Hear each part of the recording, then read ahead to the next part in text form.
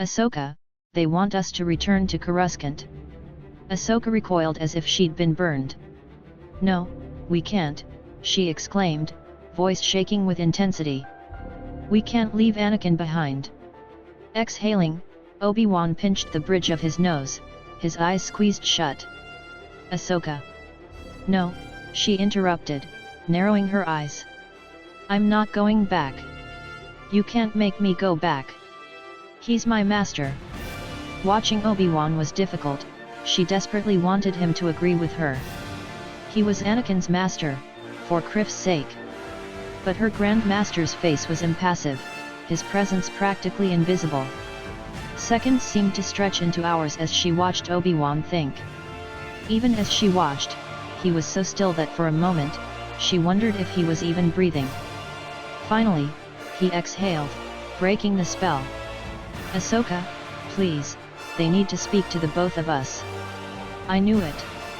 Her frustration gave way to pure unadulterated rage, spilling through the cracks in her self-control and exploding outwards. The feeling felt dirty to her, as though she had just run herself through a pool of wet mud, but she didn't care. Ahsoka shot up to her feet, fire burning in her eyes. You don't think he's alive, don't you? So why leave him? Do you even care, Master Kenobi? Her Grand Master stared at her again, as though he was at a loss for words, shock painted in his eyes. It was a reaction, at least. A few moments passed, then he sighed heavily. Ahsoka, if Anakin was here, don't you think we would have found him by now? Or that he would have returned to the ship on his own? He could be hurt, Master. That might be why he hasn't returned. We can't just leave him behind. Ahsoka exclaimed. Tears burned in her eyes, and she rubbed at them furiously, gritting her teeth against the building emotion in her chest. He wouldn't leave either of us behind, you know that. Please, Ahsoka. The Council. I don't care about the Kriff Council. Ahsoka screamed, voice cracking. I don't care about what they think or say. He's your Padawan. She fumbled for words, biting down another barrage of curses. How could you stand there and tell me that we should just leave him to die? What kind of a person are you? Obi-Wan shifted, his face still blank, almost lifeless in appearance.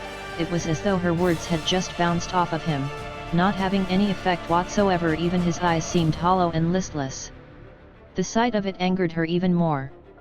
You've known him for what, 10 years? More than that?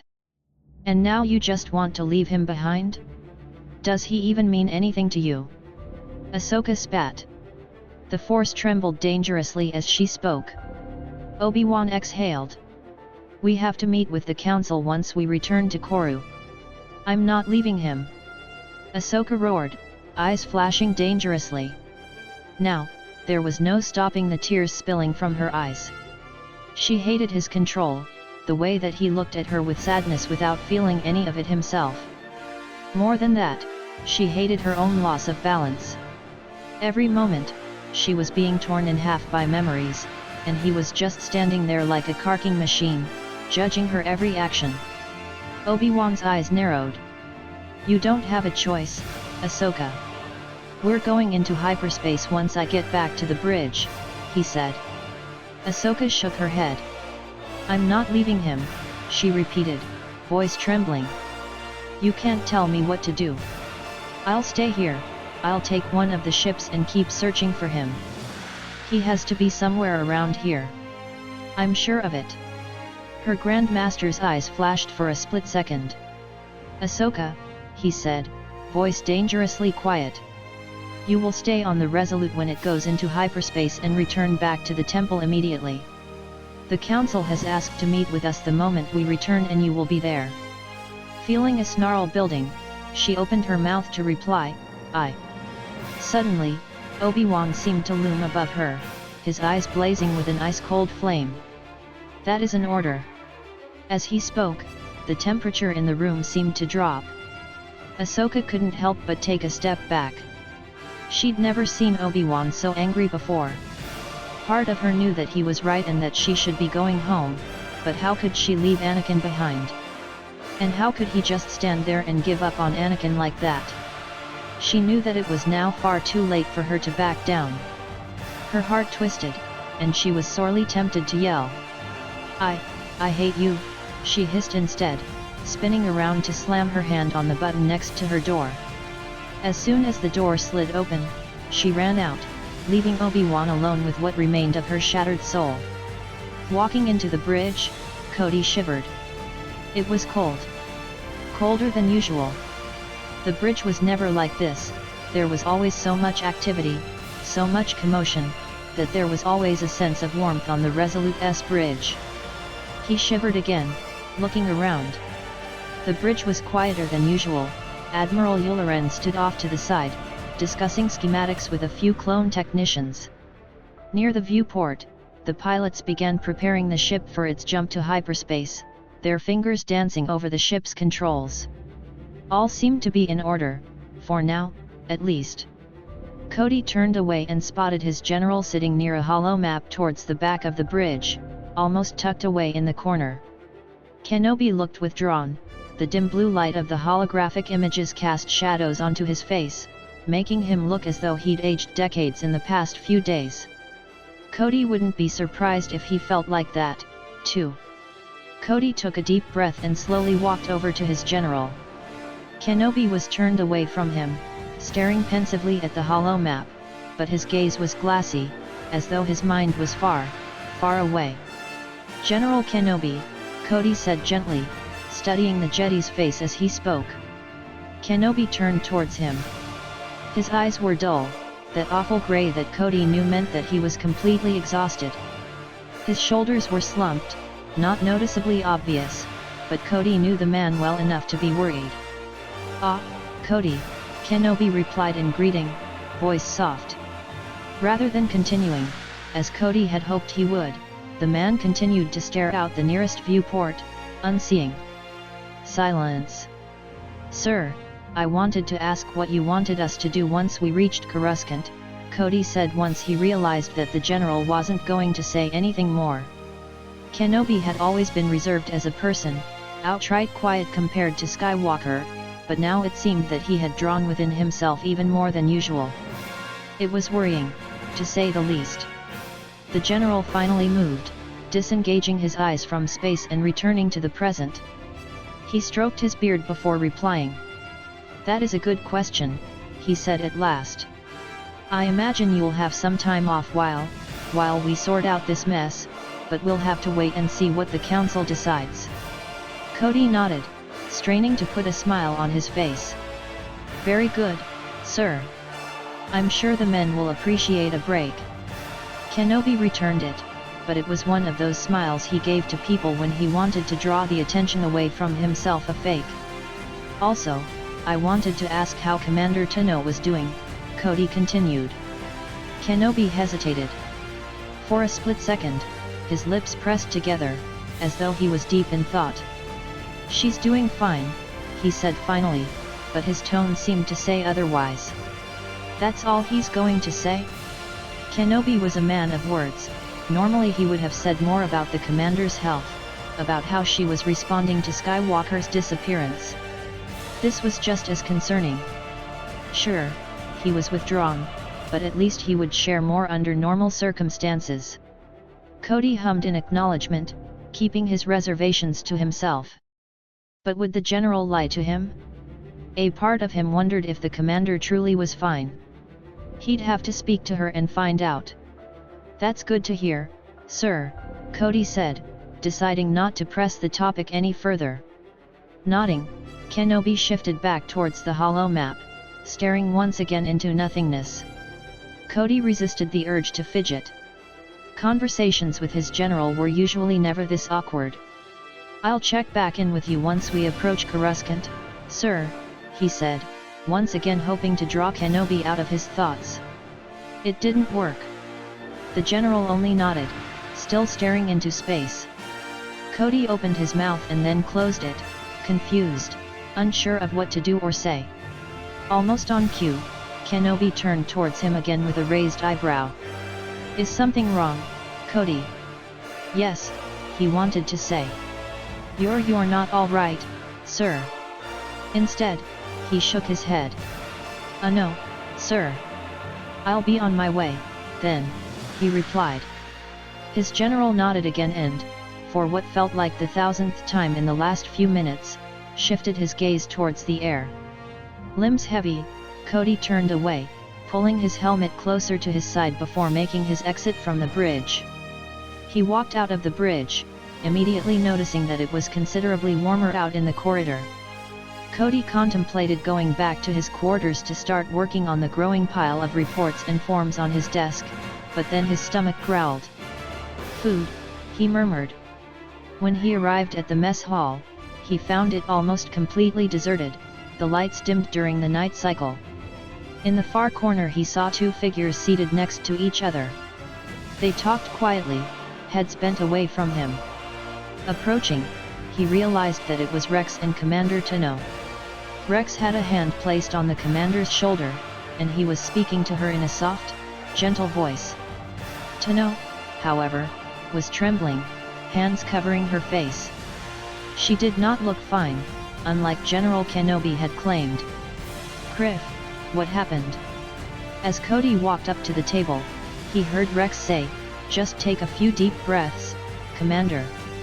Tenno struggled to breathe, her breaths hitching. Her face was blotchy from the tears and fading bruises, her eyes were red, and her hands trembled violently, as though she couldn't make them stop. How could he say that?" she asked. Her voice was raspy, rendered hoarse from crying. Cody suppressed a wince at the sound of it.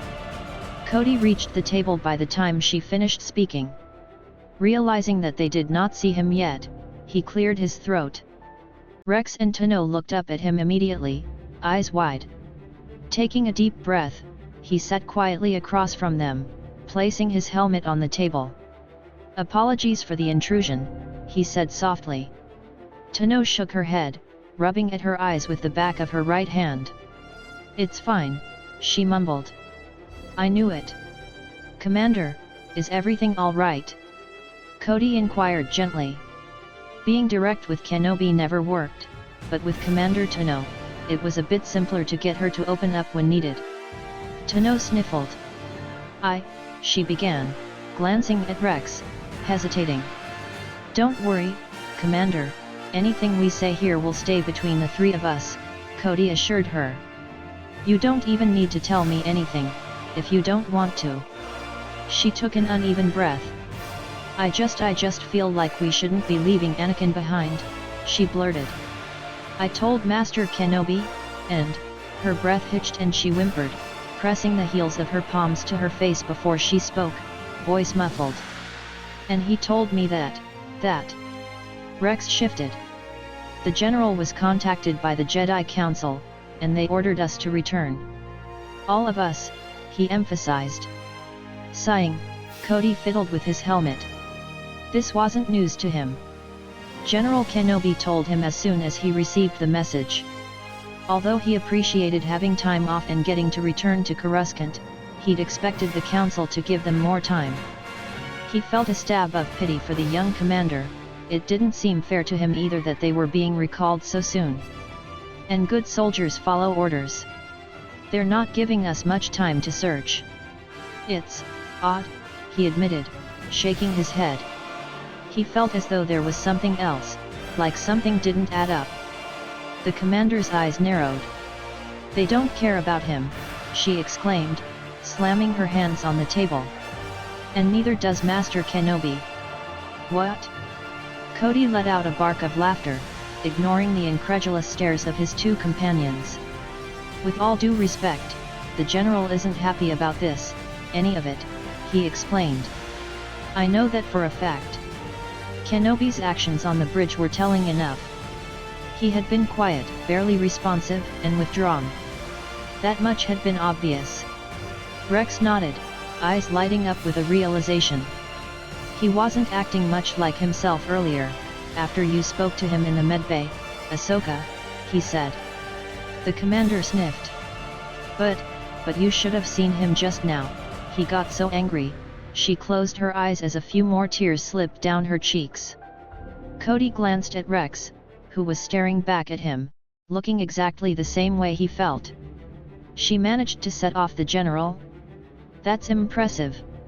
Cody hadn't ever managed to do that, or even heard of any of his men or Jedi doing that. Maybe Skywalker? He'd seen Kenobi disturbed, annoyed, tired, and even speechless, but not furious.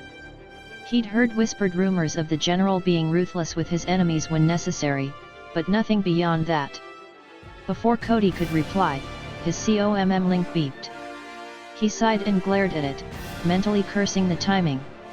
So much for getting a break before reaching Coruscant. Looks like I'm needed in the main hangar, he commented. Cody got to his feet, grabbing his helmet before turning towards Tano. Commander, I know that you're upset, but Kenobi means well. You know that, he said softly, hoping that Tano would understand, that this would be enough to bridge the gap that had come between the two Jedi. The commander let out a few sniffles, but she didn't reply. Rex reached forward again, placing a hand on her shoulder. It's going to be all right, Ahsoka, he said gently. You'll see. She nodded slowly, rubbing at her eyes again. Cody could still see the despair, the confusion in her eyes, but at least she wasn't sobbing like she was before. Thanks, Rex, Cody, she murmured softly. Cody nodded, turning on his heel before making his way back down to the hangar. The shuttle's engines hummed softly under Ahsoka's feet. Standing in one of the empty crew quarters, she stared at herself in the mirror. Wreathed in shadows, the lines in her face thrown into sharp contrast, she seemed to have aged years. Was it strange that she could no longer recognize herself? On the battlefield, she felt so strong, so powerful. But in the mirror, she only saw the narrow shoulders and fragile build. Her thin frame now seemed skeletal and weak. In light of Anakin's disappearance, she hadn't been able to sleep, waking in the middle of the night to terrible nightmares that she could never remember. The only thing that persisted was the dread that gnawed in the back of her mind, riding the waves of guilt that weighed down her soul. I'm sorry, Master. Ahsoka looked back up at the mirror, keenly aware of the thin, shimmering line dragging down from her left eye down to her nose. She cursed herself as she rubbed away the weakness with her gloved hand. You are a Jedi, Ahsoka. The shuttle's deck shuddered and she let the mental shields lock down, withdrawing behind the transparent walls and back into her mind. A sigh escaped her lips as the comlink on her arm bleeped. Ahsoka. Ahsoka, come in. That would be her Grandmaster. A part of her had hoped it would be anyone but him. Since the argument, almost exactly 1 day ago, they had not spoken to one another. And for good reason. He hadn't seemed too inclined to speak to her and she didn't think she could mentally take the strain of having another conversation with him. So, she maintained silence. Twice, Obi-Wan had called her in the last few hours. And twice, she'd found an excuse to ignore his call. Sure, it was childish and irresponsible, but what was she supposed to say? Obi-Wan and the Council had already made their choice to leave, abandoning all hopes of a search party for the knowledge of what happened on some carking planet. It wasn't fair. A part of her had almost abandoned ship after she'd left Obi-Wan in her quarters. She had even walked onto the flight deck and stared at the shuttle with half a mind to depart that second. Only the smallest voice in the back of her head had stayed her hand. It had whispered all the things that her Grandmaster had instructed her to do.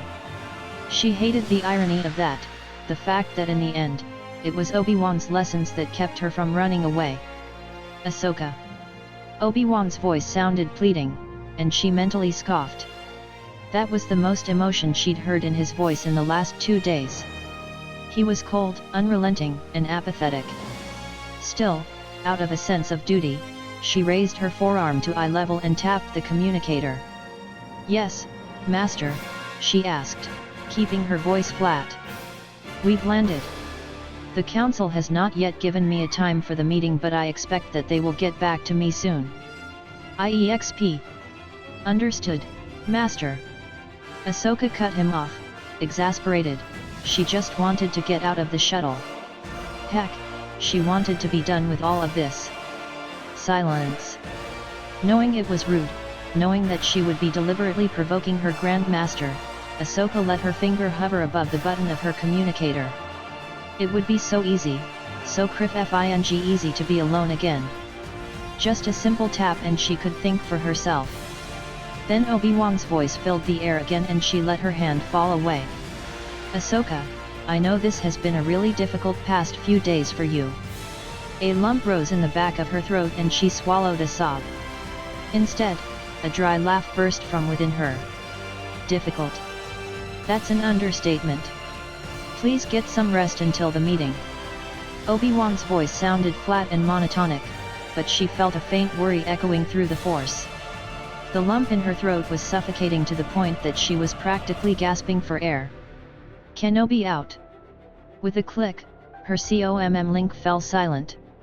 Her arms dropped to her side and she stared at the ceiling, grappling with the dozen rogue emotions battling in her mind. It was too much, everything was too much. The following minutes seemed blurred as though someone had tampered with time, turning it into overdrive. Ahsoka vaguely remembered walking back into the small cargo bay of the shuttle, her cloak held tightly about herself, the hood pulled low over her eyes. Obi-Wan had been there, waiting patiently at the bottom of the ramp, deep in conversation with Master PLO. As Ahsoka had made her exit, her Grand Master had called out to her. Ahsoka, wait. In hindsight, she would have listened, but Master PLO was there along with all the temple dock workers. No, I can't take it anymore. Her heart pounding, Ahsoka fled, practically sprinting to the nearest set of doors. The last thing she felt of her Grand Master was the unrepressed sadness that haunted her all the way to the temple gardens. The gardens were beautiful, a magnificent combination of exotic plants and aquatics, all thrown together onto an overlook of the Coruscant skyline. Ahsoka was pretty sure that it was one of the greenest places on the city-bound planet. Just thinking about the many levels of stinking sewers and industry made her so much more appreciative of the green plantains and trees that the temple kept. As Ahsoka stepped into the large expanse of greenery, she took in the reddening, twilight sun glittering between the highest tree branches and the highlights it threw onto the white panels of the temple far above. The sweet scent of fresh water and flowers met her nose and she breathed in deeply, hoping that it would wash away all her pain. It didn't. Suddenly the tall trees, the bushes, and flowers seemed too close, too claustrophobic. Ahsoka gulped and plunged down the nearest path, pulling her cloak even closer around her frame. She brushed past several meditating Jedi as well as a class of younglings, all of whom ignored her. During the years she spent living at the temple, she'd found a hiding place that she liked to call her own, tucked away in the far corner of the garden. It was nothing special, just a hollow hidden behind a large willow tree, surrounded by ferns.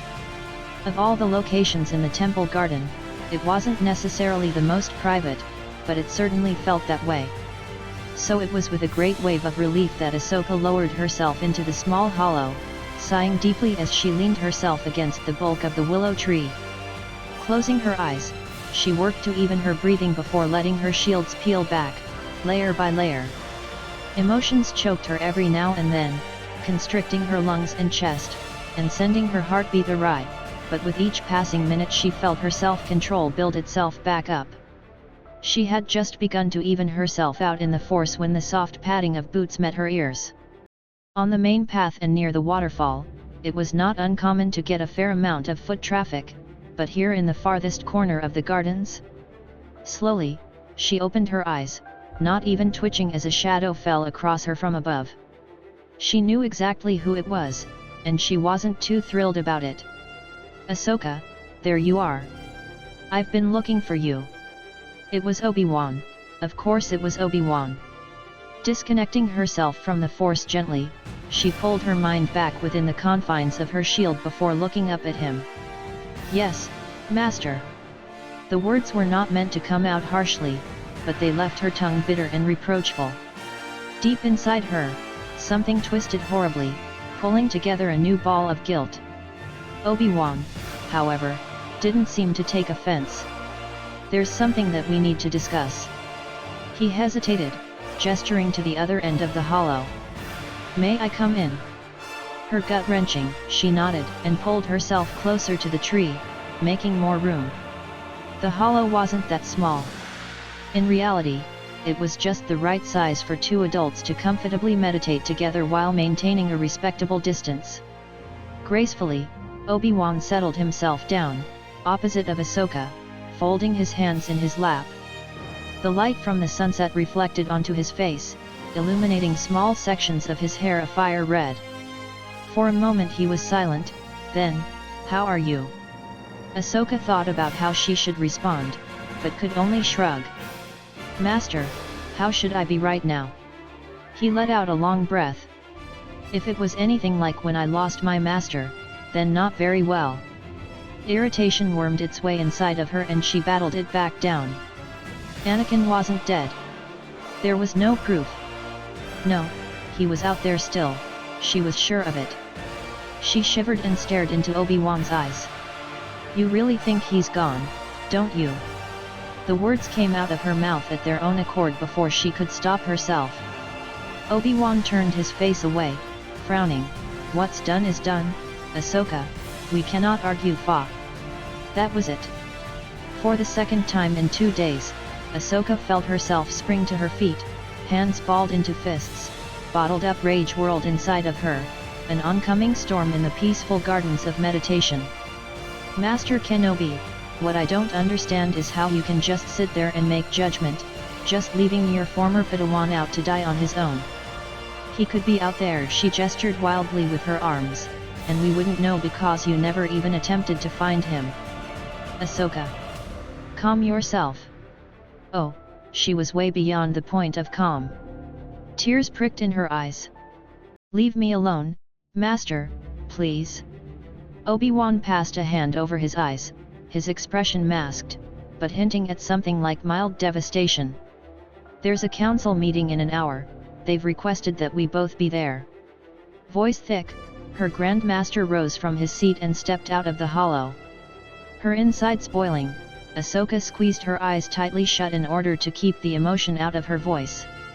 "Well," she said venomously, "I guess if you're gonna order me to go, then I don't have a choice, do I?" Her Grand Master stopped, still turned away from her. "That was not my intention," Obi-Wan replied softly, dipping his head. "It's our duty to report what happened to the Jedi Council, Ahsoka." Ahsoka stayed silent, willing him to just leave her alone. Unshed tears blurred her eyes. More than anything in the entire world, she wanted her master back. Before he fully had climbed out of the hollow, Obi-Wan paused, turning towards her again. "Ahsoka," he began, then cut himself off. It seemed as though he meant to say something important, but did not know how to phrase it. And then Ahsoka's iron grip on her emotions slipped. Kriv. Shoulders trembling, her shields falling by the second, she shook her head. "Please, I need a minute." The whisper seemed inaudible to her ears, but Obi-Wan must have heard it, for he reluctantly stepped away, dipping his head. "Padawan, if you ever need anything, I will see you at the meeting." Then he was gone, leaving Ahsoka to grieve alone. The meeting had started fairly smoothly, the council silent as ever and looking them over with stony expressions. As far as meetings went, this one seemed rather heavily attended. It only appeared that 3 masters, all of whom were on missions, were absent. Despite this, Obi-Wan had still received a shock when he walked into the mass of experienced Jedi, many of whom floated ominously, their holographic images trembling slightly as they silently listened to the story of Mortis. Where he had once felt at home with the council, their very presence brought waves of anxiety to his already fatigued mind. All emotions aside, the retelling had seemed to go fairly smoothly for him, though he was keenly aware of Ahsoka's silence. She'd only spoken up a few times to fill in the occasional gap in his story, especially when it came time for her to describe her death and return. The council had certainly been curious about that. Obi-Wan could feel the very air itself begin to vibrate with their curiosity. Ahsoka must have felt it too, for she seemed to retreat within herself even further. For both their sakes, he motor-mouthed his way through Ahsoka's masquerade in the dark side, rushing through their battle and only pausing to collect his thoughts after he'd caught Ahsoka sleeping on the ship, though he did not mention that specifically.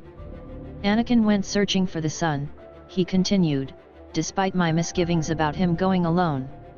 I will say that it was a risky move, but it was well-founded. There were only 3 of us and the sun did pose quite a threat. Master Windu raised a brow, but he said nothing. Obi-Wan mentally kicked himself. His opinion did matter, and Anakin, at the time, had been given good reason to chase the sun, but who was he trying to convince that it had been the right choice? The Council or himself? He shoved away the intruding thoughts with a vengeance, only realizing that he was fast approaching another event that would prove quite difficult to explain, to say the very least. I decided to search for him, after consulting with the father, Obi-Wan said. He told me about a place on the planet where the dark side lived, and that's where Anakin went. Voice trailing off, he paused to glance at Ahsoka, who remained quiet, though there was a glint of curiosity in her eyes.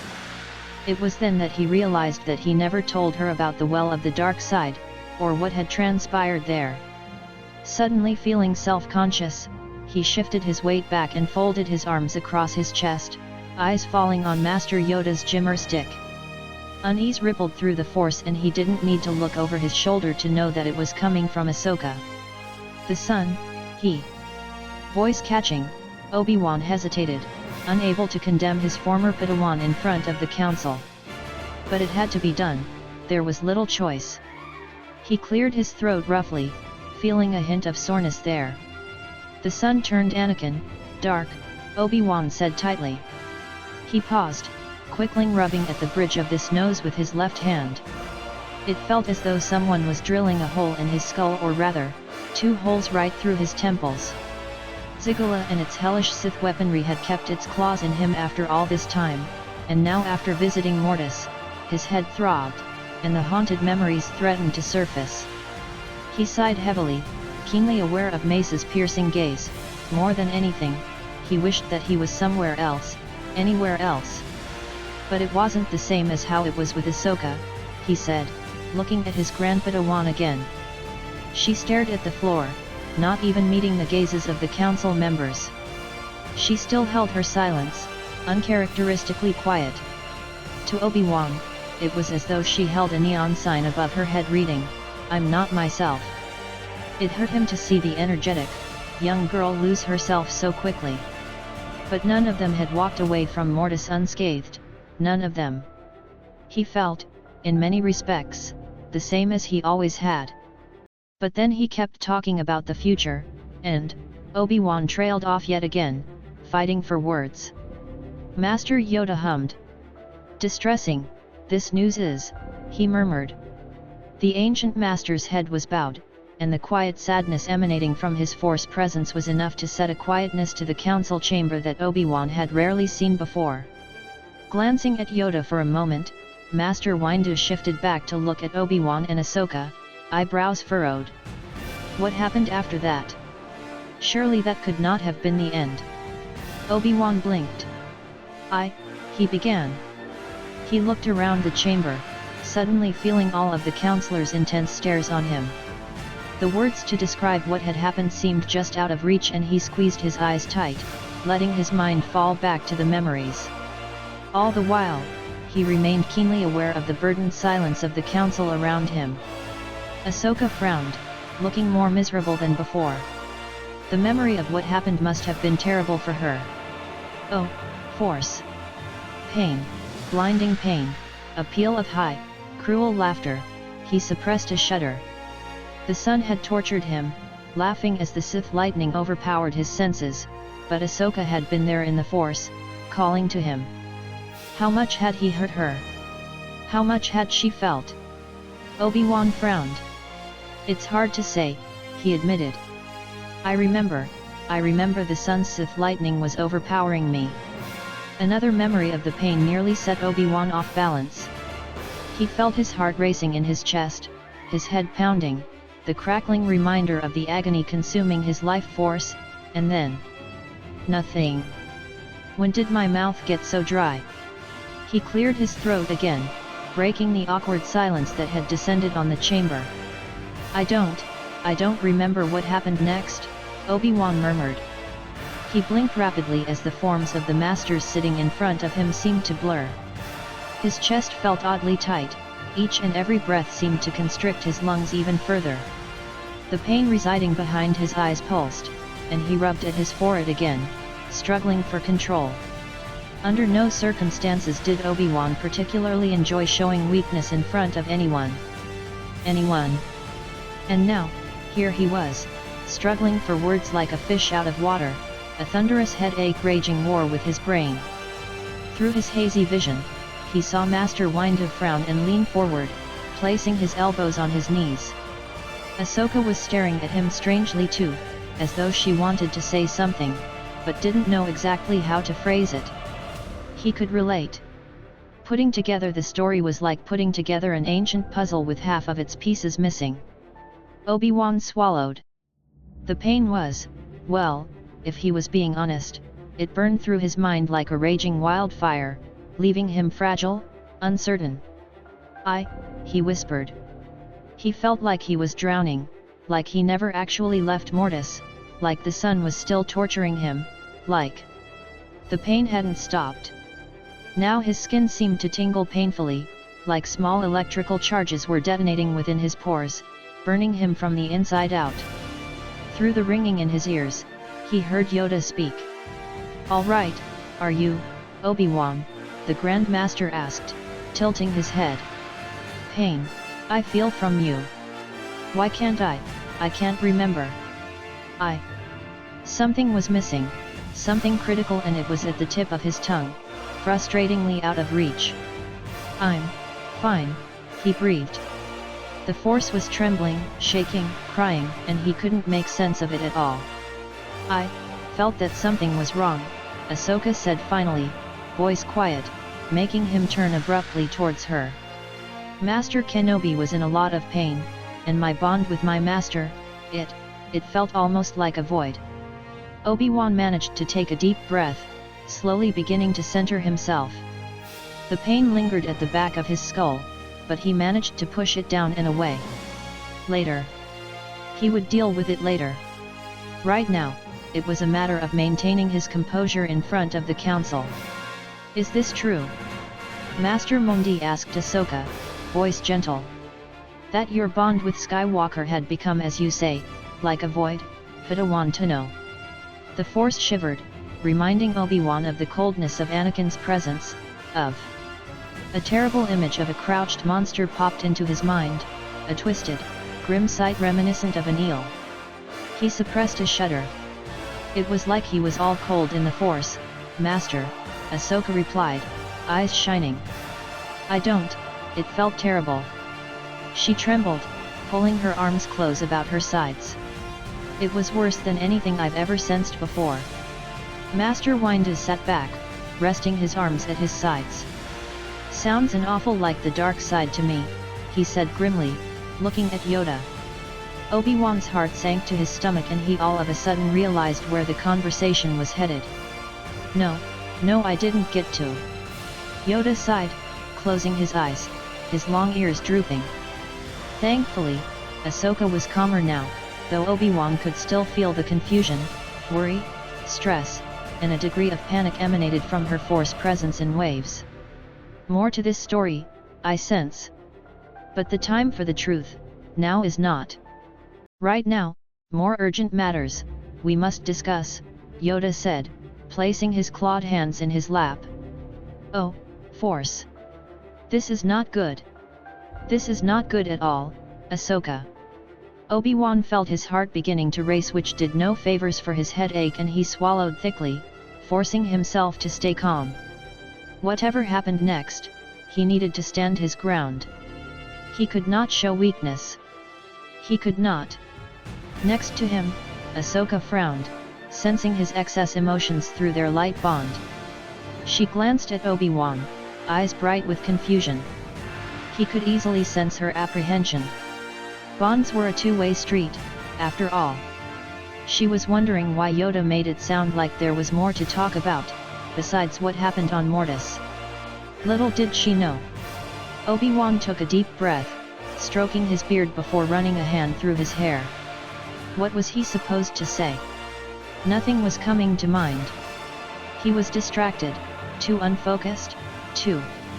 What do you mean, more urgent matters? Ahsoka asked, voice cracking. I'm not. What could be more urgent than what happened on Mortis? She turned towards him fully now, hands lightly clenched at her sides, eyes huge.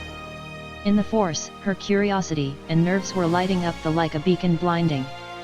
Obi-Wan breathed slowly, turning to face her. Ahsoka, he began, voice catching in his throat. Out of the corner of his eye, he saw Master Windu motion at him to wait. Obi-Wan closed his eyes, slumping his shoulders. This was all his fault. He was too late, he had waited far too long. Padawan to know, Master Windu began, then looked at Master Plo, apparently at a loss for words. Ahsoka, meanwhile, was hanging onto their every breath, biting her lip hard enough to draw blood. Master Plo stood up slowly, clasping his hands in front of him, regret and sorrow hanging about him. Obi-Wan felt like he couldn't breathe, like everything was on the verge of falling apart. Force, I've failed. We spoke to Master Kenobi under the pretense that he was to pass on the news to you. Judging by your reaction, I take it that he has not had the chance. Master Plo said gently, his eyes moving between the two of them. Ahsoka opened her mouth to reply, but before she could say anything, Obi-Wan forced himself to speak. This was his fault, his failure. He needed to face the consequences. I did not have the chance to pass on the information, he said, bowing his head. Shame curled in his gut, making him feel cold and nauseous. There were complications. Ahsoka looked at him nervously, eyes shining. What information? She asked slowly, voice trembling just slightly.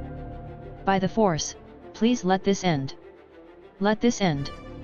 Master Windu sat forward, steepling his fingers. Padawan to know, he began, voice mild. I'm afraid that one of our outposts on the Outer Rim found Skywalker's ship. When they reached the crash site, there wasn't much left to find. Once they managed to get inside the remains, they found his lightsaber as well as some other belongings. The silence was deep, tearing away at Obi-Wan's well-erected shields. He dug himself a deeper hole in his mind and buried himself. He could not grieve here, not in front of everyone. But he wanted to scream and cry into the Coruscant night like a child. Suddenly, he was no longer a Jedi Master. He was a Padawan, watching the flames of Qui-Gon Jinn's funeral pyre rising into the night. Ahsoka's eyes widened, and her lekha paled. Backing away, she shook her head, horrified. No, no, she whispered. Tears sparkled in her eyes, but not a single one fell. She blinked them back with fervor. Obi-Wan's heart twisted at the sight. He failed. He failed her, he failed Anakin, and Qui-Gon, and now everything was falling apart. Ahsoka's spirit was leaving him, her mind growing ever more silent from his own. He had nothing left, no Padawan, no master, not even a Grand Padawan. He was alone. Ahsoka, Obi-Wan breathed, reaching out for her. No. Ahsoka hissed, jerking backwards. Obi-Wan let his hand drop to his side and bowed his head. The pounding in his skull intensified, but he ignored it, focusing on the moment, on what was happening right in front of him. He opened his mouth, then closed it, feeling more lost than he'd felt in nearly a decade. Master Windu sighed, then continued, as though nothing happened. They sent his belongings back to us, he said, then turned to Master Fisto. Master Fisto. He wasn't ready, he definitely wasn't ready for this. Obi-Wan struggled to swallow the tension building in his chest. Master Fisto closed his eyes and stood, walking the center of the room, carrying a bundle wrapped in brown cloth and tied off with a string. Obi-Wan's heart leaped into his throat. He swallowed and gritted his teeth together, struggling to keep his shields from falling, from shattering into a million pieces. Ahsoka let out a sob, tears openly running down her face. Obi-Wan placed a tentative hand on her shoulder, struggling to exude comfort and peace in the Force, though he was sure he didn't appear that way. He was shattering, cracking, falling apart. He had nothing left. "I am sorry," he is one with the Force, now, Master Fisto said, voice solemn, all signs of his trademark smile gone. He placed a hand on the top of the bag and pulled the string, revealing its contents. Anakin's lightsaber sat at the very top, scorched and burnt, but still recognizable. Obi-Wan closed his eyes tightly, feeling nothing and everything at once. He was broken.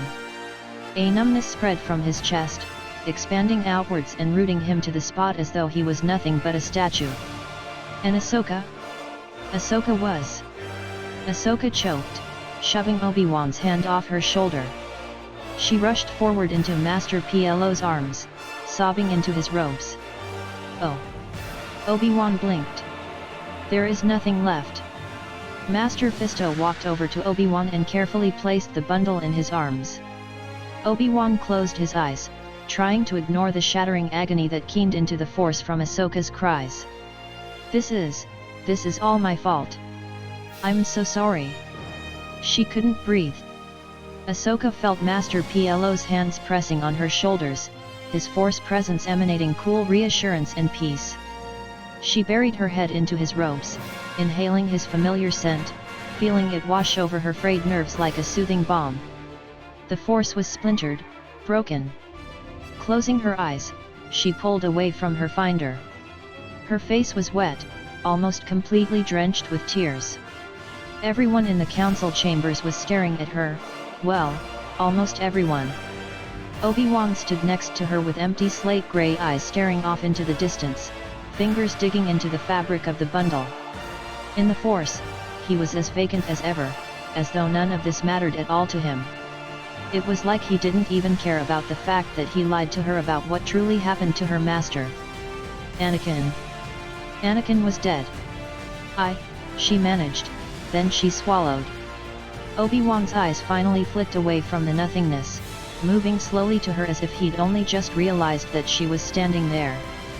His expression stayed carefully guarded and, to Ahsoka, it felt like a punch to the gut. "Ahsoka," he said softly. "Ahsoka, I." She shook her head and turned away, suddenly unable to face him. "No, I can't," she whispered, slowly shifting out of Master Plo's grip. "No." Without waiting to see the council's reaction, she broke off into a run. She dashed out of the chambers, out of the atrium, and down the corridor towards the lift. Tears blurred her vision, melting the walls and floor into a single brown streak as she let her feet carry her away. As she ran, she felt the Force cry back to her, mourning, sobbing, screaming. It hurt. Approaching the lift, she glanced over her shoulder to see if she was being followed. The hall was empty. When she faced forward again, her eyes widened at the sight before her. She came to an immediate stop, breathing heavily from the exertion. Barriss. The Mirialan stood in front of her, looking just as surprised as she felt. Ahsoka hadn't seen Barriss in at least a few months.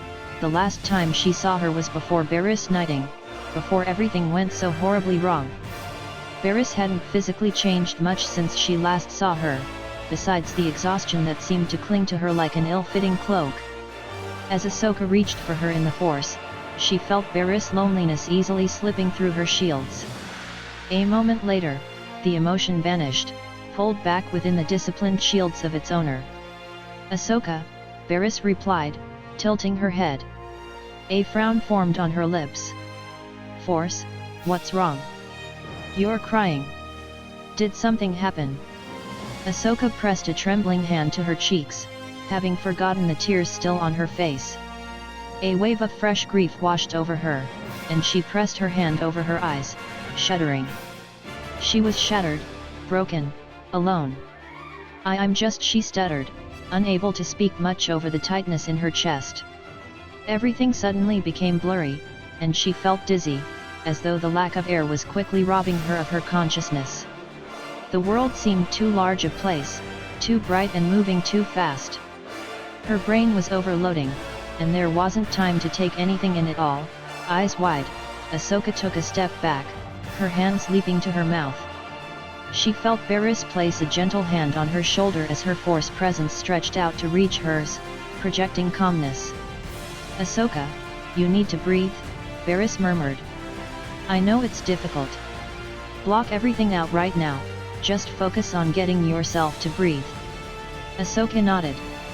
She let in a few gulps of air, struggling to clear her blurring vision, to slow down her racing heart. A few moments passed. She didn't even know exactly how long it was before she was able to compose herself, at least slightly. "Let's go talk somewhere else," Barriss suggested, eyes bright with concern. Ahsoka found herself nodding without much thought, and she followed her friend into the lift, desperately trying to ignore the gathering emptiness in her mind where her bond with Anakin once resided. Barriss didn't say anything while they rode the lift up to the residential wing of the temple. Her silence was calming, somehow. It wasn't an oppressive silence, it was more comfortable, more understanding. A few minutes later, Ahsoka found herself sitting within the plain walls of Barriss' quarters, staring down at the floor. Barriss sat next to her, quiet but calm. Ahsoka found herself appreciating the silence. It meant that her friend was willing to wait, to give Ahsoka as much time as she needed to gather herself. The Ahsoka began, wincing at the sound of her congested voice. She sniffed and rubbed at her nose with the back of her hand. "The Council believes that Anakin's dead. Obi-Wan does, too. And what?" Barriss asked gently. Whatever surprise she felt about Anakin's supposed death was hidden from view. Ahsoka felt a tear slip out of her eye and slide down her cheek. She rubbed at it furiously, desperately wishing for much more control. Then she blinked. Barriss, Obi-Wan knew about the ship explosion, Ahsoka realized, eyes widening.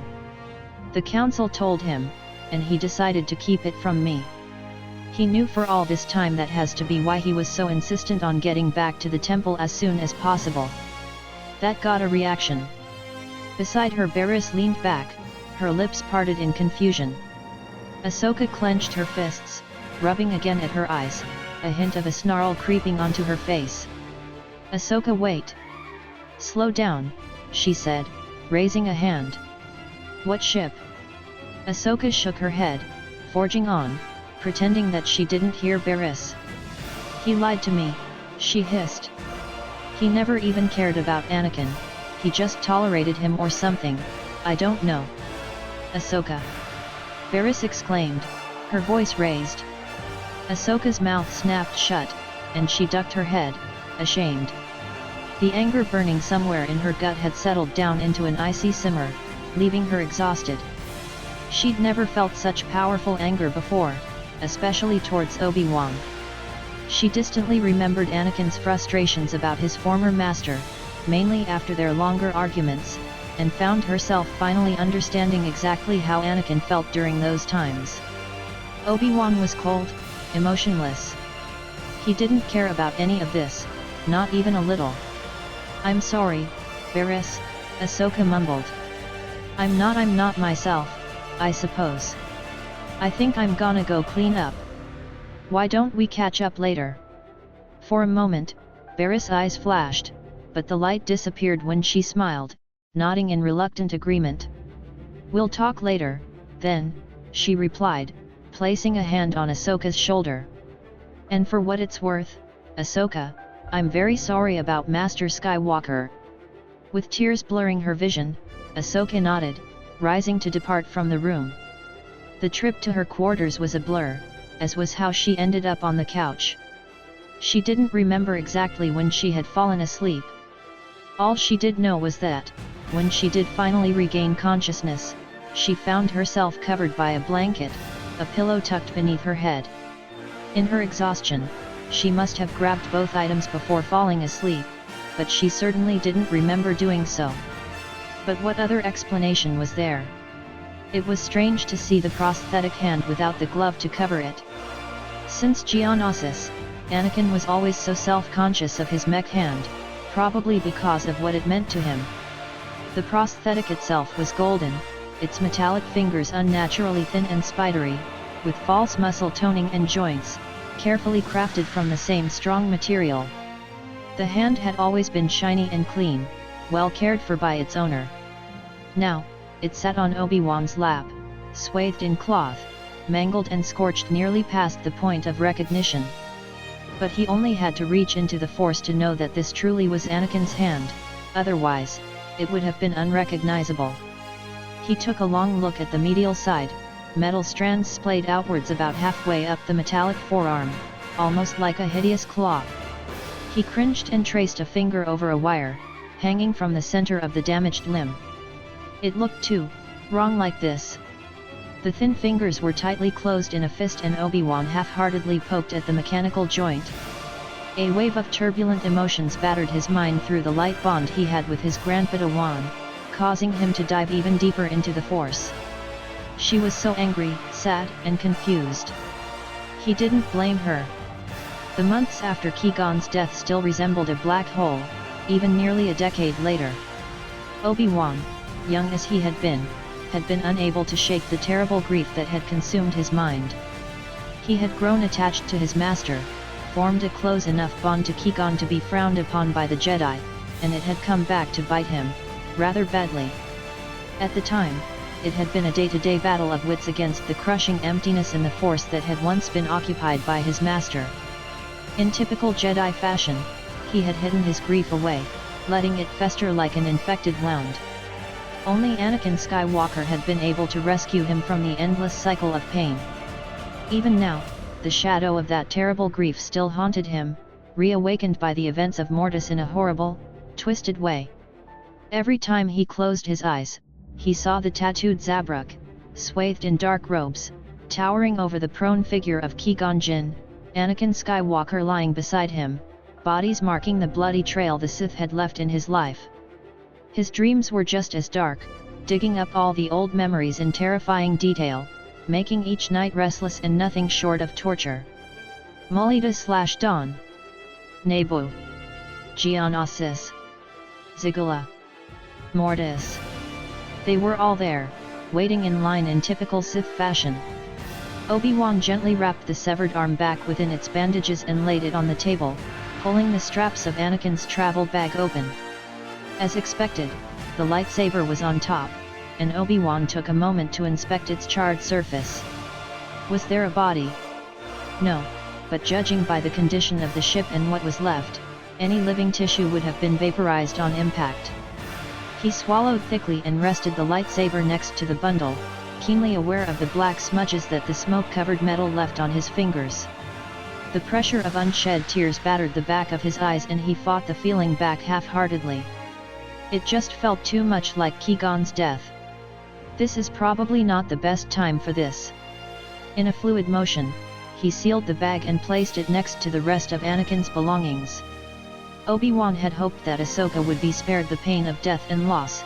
She was so innocent, too young to shoulder such a burden. He needed to be strong for her. Not that she wants to talk to me. The bitter thought came to his mind, and he paused. Where had that come from? He dismissed the thought, and searched himself for the feeling, crushing the small bud of anger the moment he located it. Another rush of emotion washed over him, once more radiating from his Grandpadawan. Silently, he dove into the Force, letting his presence travel back up the light bond to the turbulent mind beyond. Ahsoka was despairing, looking everywhere for even the slightest glimmer of hope, something considered taboo among the Jedi. Already, he could picture the turned heads and disapproving glares. Yes, the temple was home, but at times the Jedi could be quite oppressive and too quick to judge one another. And the last thing Ahsoka needed on top of all of this was to face that judgment herself. Wordlessly, Obi-Wan sank down onto his meditation pad. His Grandpadawan was firmly rooted in the light, despite her recent emotional turbulence. She would recover in time, but right now she was overexposing herself. It wouldn't be very long before the Council would notice. They would be the harshest judges of her emotional imbalance, and given her current situation, he just knew it would be another mess, just like what he'd faced with Anakin. And that was something he would not allow her to go through. Careful not to disturb his Grandpadawan, he wrapped his Force signature around hers, embracing it in as much energy as he could spare. Ever so slowly, he began to pull at the roiling ball of emotions around her, unraveling it in order to make way for the calm. The mental strain of creating the connection was more than he'd expected by a lot. Goosebumps formed on his arms, and he felt the beginnings of a full-blown migraine brewing in his skull. The air of his quarters, which had seemed all too stifling before, suddenly felt cold and damp. It was relatively easy to alter the channel of an emotionally distressed person's feelings. Of course, Obi-Wan would never have mentioned it to Anakin, but he'd ended up taking on his former Padawan's emotional outbursts a great many times. However, emotional outbursts were only set up to go in one direction, out. But what out meant was up to the determination of whoever was on the other end of a bond. Usually any Force user could sense any normal breakdown or fit of anger, it would light up the in-Force like a beacon. Despite that, there were options. Over a bond, training, or otherwise, it was possible to shield and take on the emotions of the other, changing the symbiotic relationship to one vastly more one-sided. Much like how humans used to have to donate a kidney, the partner would sacrifice their energy to keep another hidden or instability. And this situation certainly qualified. The only thing about it was that it hurt. Crif hells, it hurt. A massive tidal wave of hurt, pain, and anger swept over him, smashing his mental shields down faster than he could have ever thought possible. Decades of training vanished in a second, demolished by the power of Ahsoka's grief. Obi-Wan choked, and he felt his heart skip a beat. Every nerve in his body screamed that it was too much, way too much. Sweat trickled down his face as he grappled with his own self-control just to stop from screaming. The wave passed so slowly that it was physically painful, leaving Obi-Wan shaky and breathless in its wake. Tentatively, he reached out again towards his Grandpadawan, almost afraid of what he would find on the other side. It was with great relief that he found everything undisturbed on Ahsoka's side. She hadn't noticed his presence at all. That was good, almost too good to be true. Shakily, Obi-Wan got to his feet, feeling more exhausted than before. His knees shook, and when he went to take a step forwards, he found himself gripping the arm of the sofa in a death grip, barely managing to stay upright. He took a deep breath before slowly releasing the soft fabric. The world seemed to be moving around him at an unnatural, dizzying speed. A strong wave of guilt washed over him. It wasn't his own, but he welcomed the feeling nonetheless. Thankfully, Ahsoka seemed to be calming down as her projected emotions seemed to be returning to a balance. He wondered when would be a good time to approach her. They needed to talk, desperately. But it was still too soon, the wound still too raw to begin healing. Feeling strangely numb, he made his way to the fresher and closed the door, the idea of much-needed rest far away from his mind. There was still something he had to do, something just as desperately needed if his gut was telling him correctly as a conversation with Ahsoka. And if his guess was correct, it could just be about the most important thing he could ever do to honor Anakin's memory. Coruscant's traffic felt heavier than usual. It was as though the entire city planet was in a gridlock, lines of traffic almost trapping speeders to a complete standstill. Normally, Obi-Wan wouldn't have really minded the constant bustle of luxury liners and speeder bikes. Normally, he would have sat and waited for the evening rush to simmer away. He would have observed his surroundings, appreciated the stillness of Coruscant in those moments, the distinct sort of quietness that seemed to come with Coruscant's evening traffic. But this was hardly a normal situation. Obi-Wan tightened his grip on the steering wheel till his knuckles turned white. A part of him wished he never left the temple in the first place, that he just locked himself in his quarters, and what?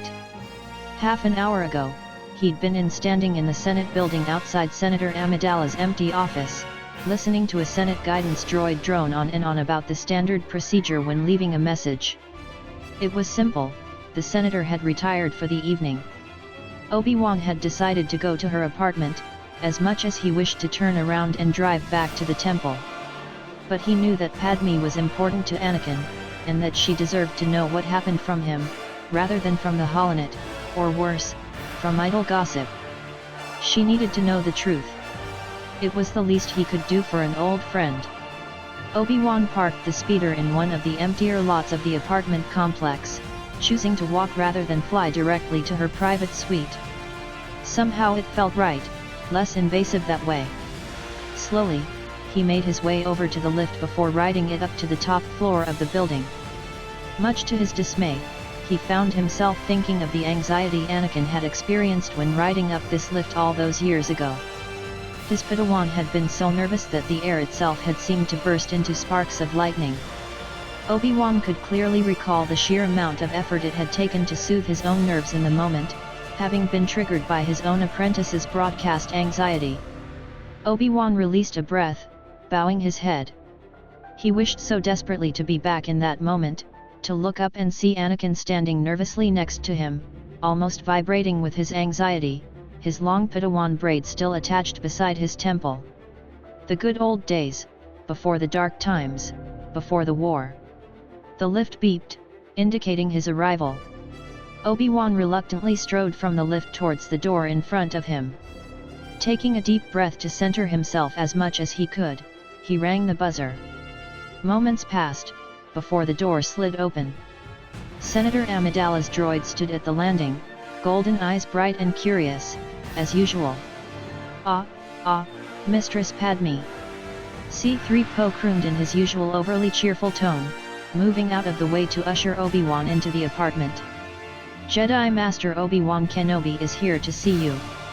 There was a bit of a shuffling sound, followed by hurried footsteps. The door at the end of the corridor opened, revealing Padme, looking pleasantly surprised. Obi-Wan immediately felt anxiety spike somewhere within him. His mouth went dry and he could suddenly feel his heart beginning to race in his chest. Force, what was he doing?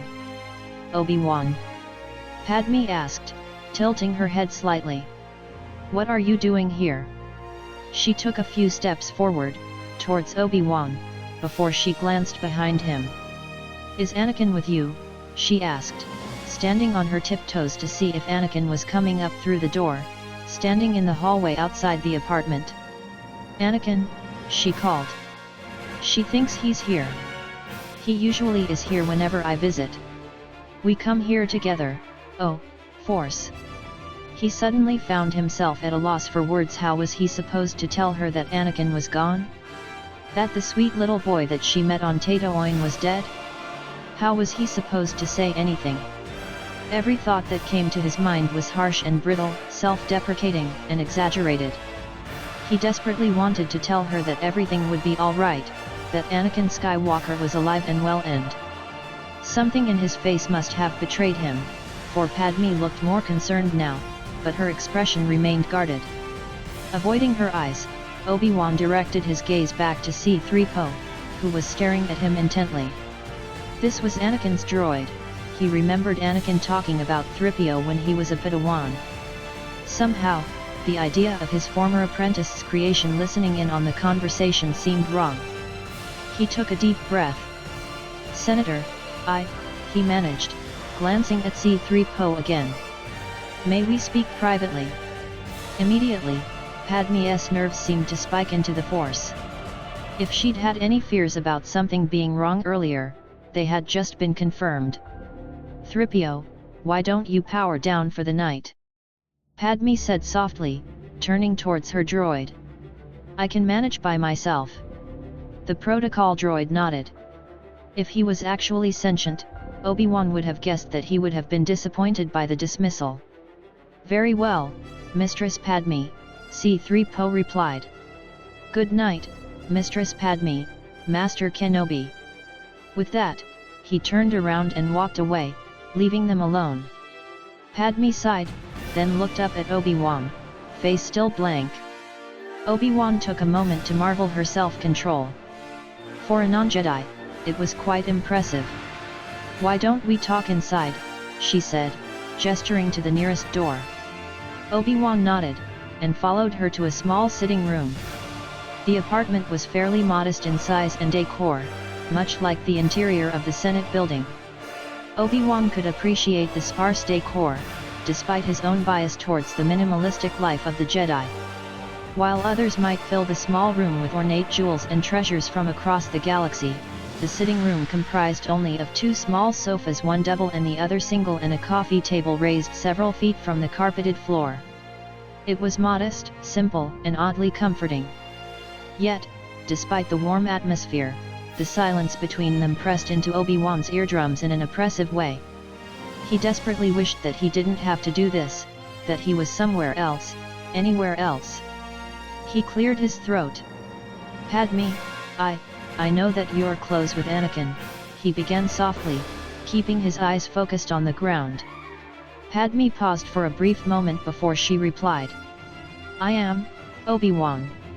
I've known him since he was a little boy, you know that," she replied. Her tone had changed. It was almost cold, betraying her nervousness. "But why are you saying this now? Where is he?" Pinching the bridge of his nose, Obi-Wan closed his eyes and leaned back into the couch cushions.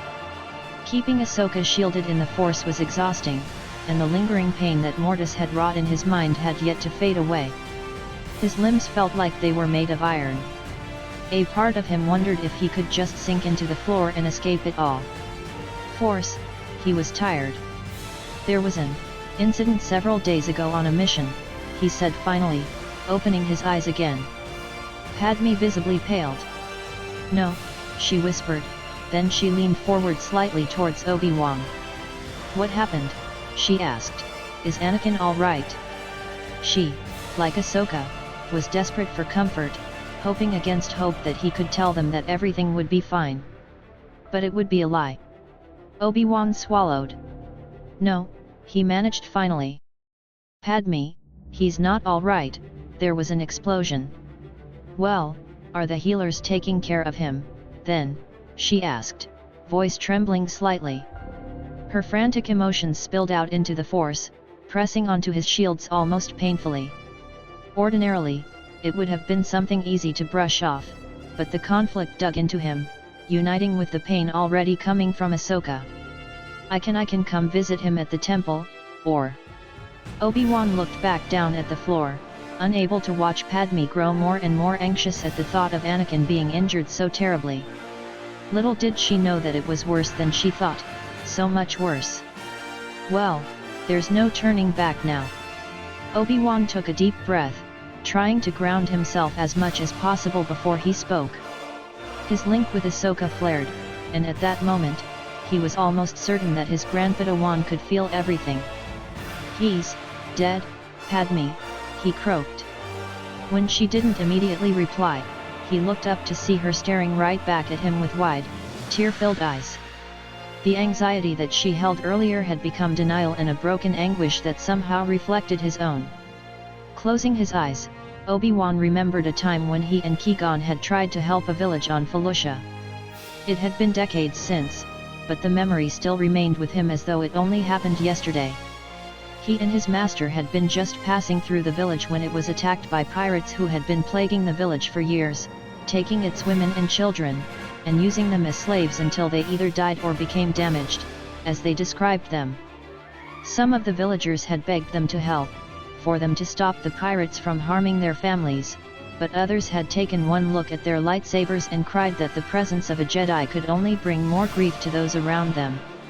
During the night, Obi-Wan and Qui-Gon had defended the village, stopping the pirates from taking any more hostages. The people had rejoiced their success, only to die the next night while Qui-Gon and Obi-Wan were recalled to the nearest city.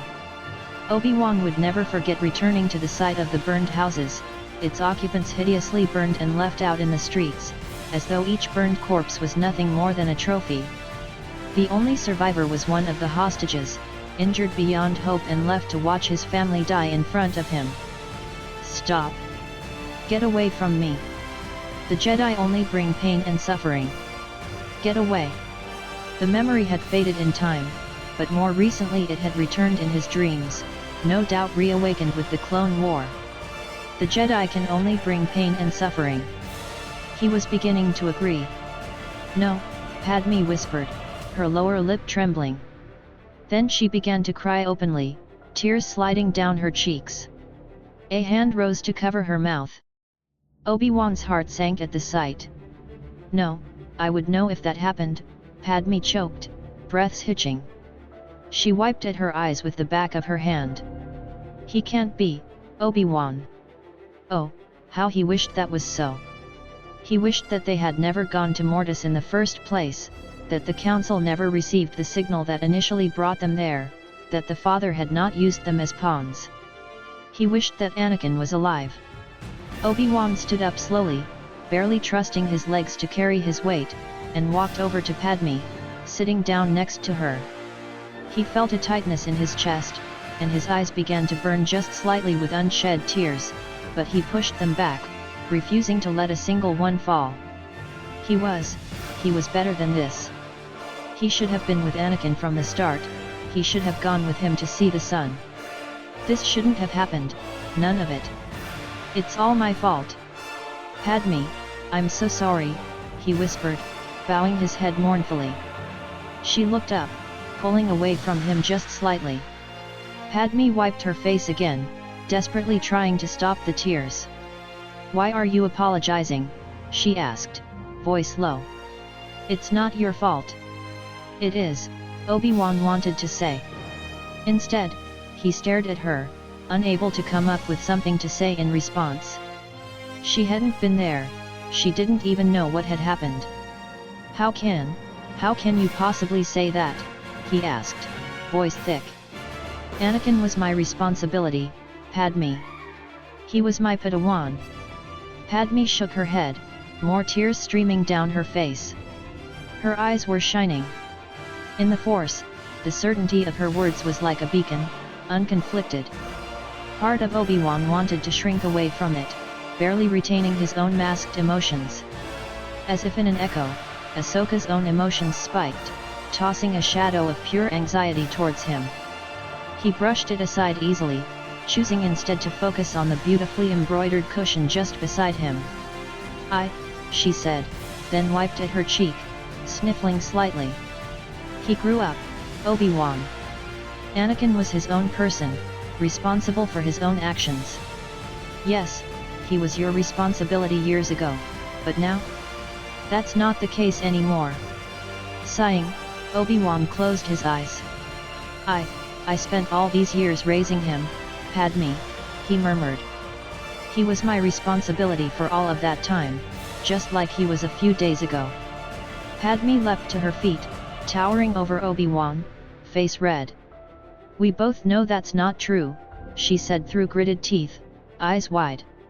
He was responsible for his own actions. You can't blame yourself for his mistakes, Obi-Wan, she continued. Obi-Wan slowly shook his head again, forcing himself to breathe evenly. He couldn't fall apart now, not like this.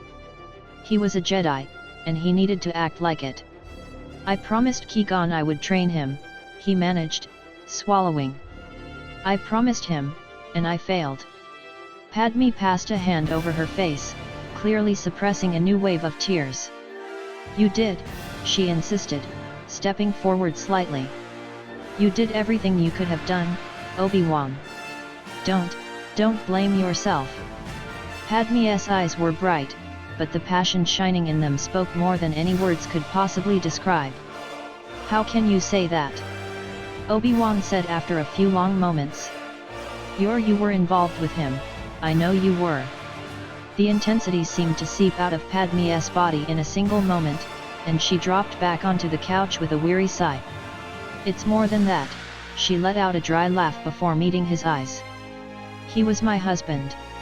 Obi-Wan could barely stop his jaw from hitting the floor. Oh, Force, they got married?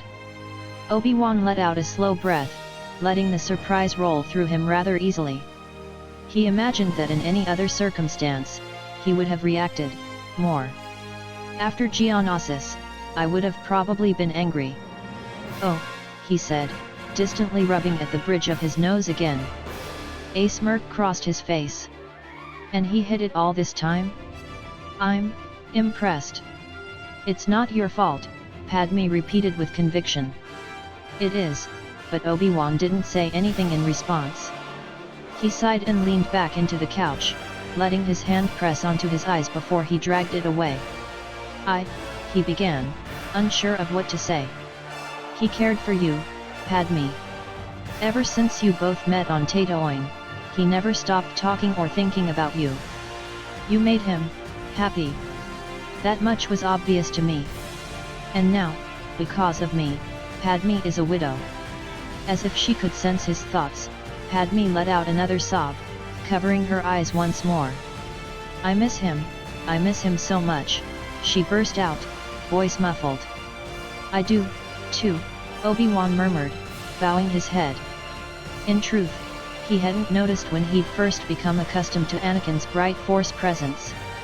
It had always been so easily reachable because of their bond, enhanced by his former apprentice's strength in the Force. Now it was just a void, empty and vacant of life. Obi-Wan always joked that Anakin would someday be the death of him. He had expected the small boy he had met on Tatooine to become a Jedi Master along with himself, someday joining the Council and eventually outliving him. Now all he had was the memories of that child's ambition, along with a severed arm and damaged lightsaber, not to mention an apprentice who was just as lost as he was on the inside. Anakin had been the chosen one, destined to bring balance to the Force. But the Force was far from balanced. In truth, Obi-Wan had never truly believed in the prophecy. Even so, the clear inaccuracy of something that Qui-Gon had died for hurt like an icy dagger to the heart. Padme sighed, moving her hands away from her tear-stained face, breaking the silence that had once again taken the room.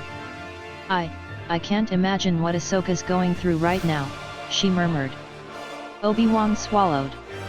He hadn't seen Ahsoka since the council meeting, but her emotions had shown through easily into the Force. The sheer effort it took to shield her emotions from other Jedi was outright exhausting, but Ahsoka deserved to grieve properly. It would only be the best for her, and that was something that the Jedi could not give. And who was he to take that away from her as well? She isn't taking it well, he replied softly, his mind flashing back to the council meeting. Well, it's good that she has you, at least, Padme said, voice thick. You need to be there for each other. He ducked his head out of guilt. What was he supposed to say to that? That Ahsoka didn't want anything to do with him now? He'd hurt her so badly over the last few days. Obi-Wan closed his eyes, willing away the pressure building behind her eyes. No, he was not going to fall apart, not here, not now. Poor child, Padme continued, shaking her head. She didn't deserve any of this. No, she didn't, Obi-Wan echoed softly. Anakin didn't deserve this either, and yet.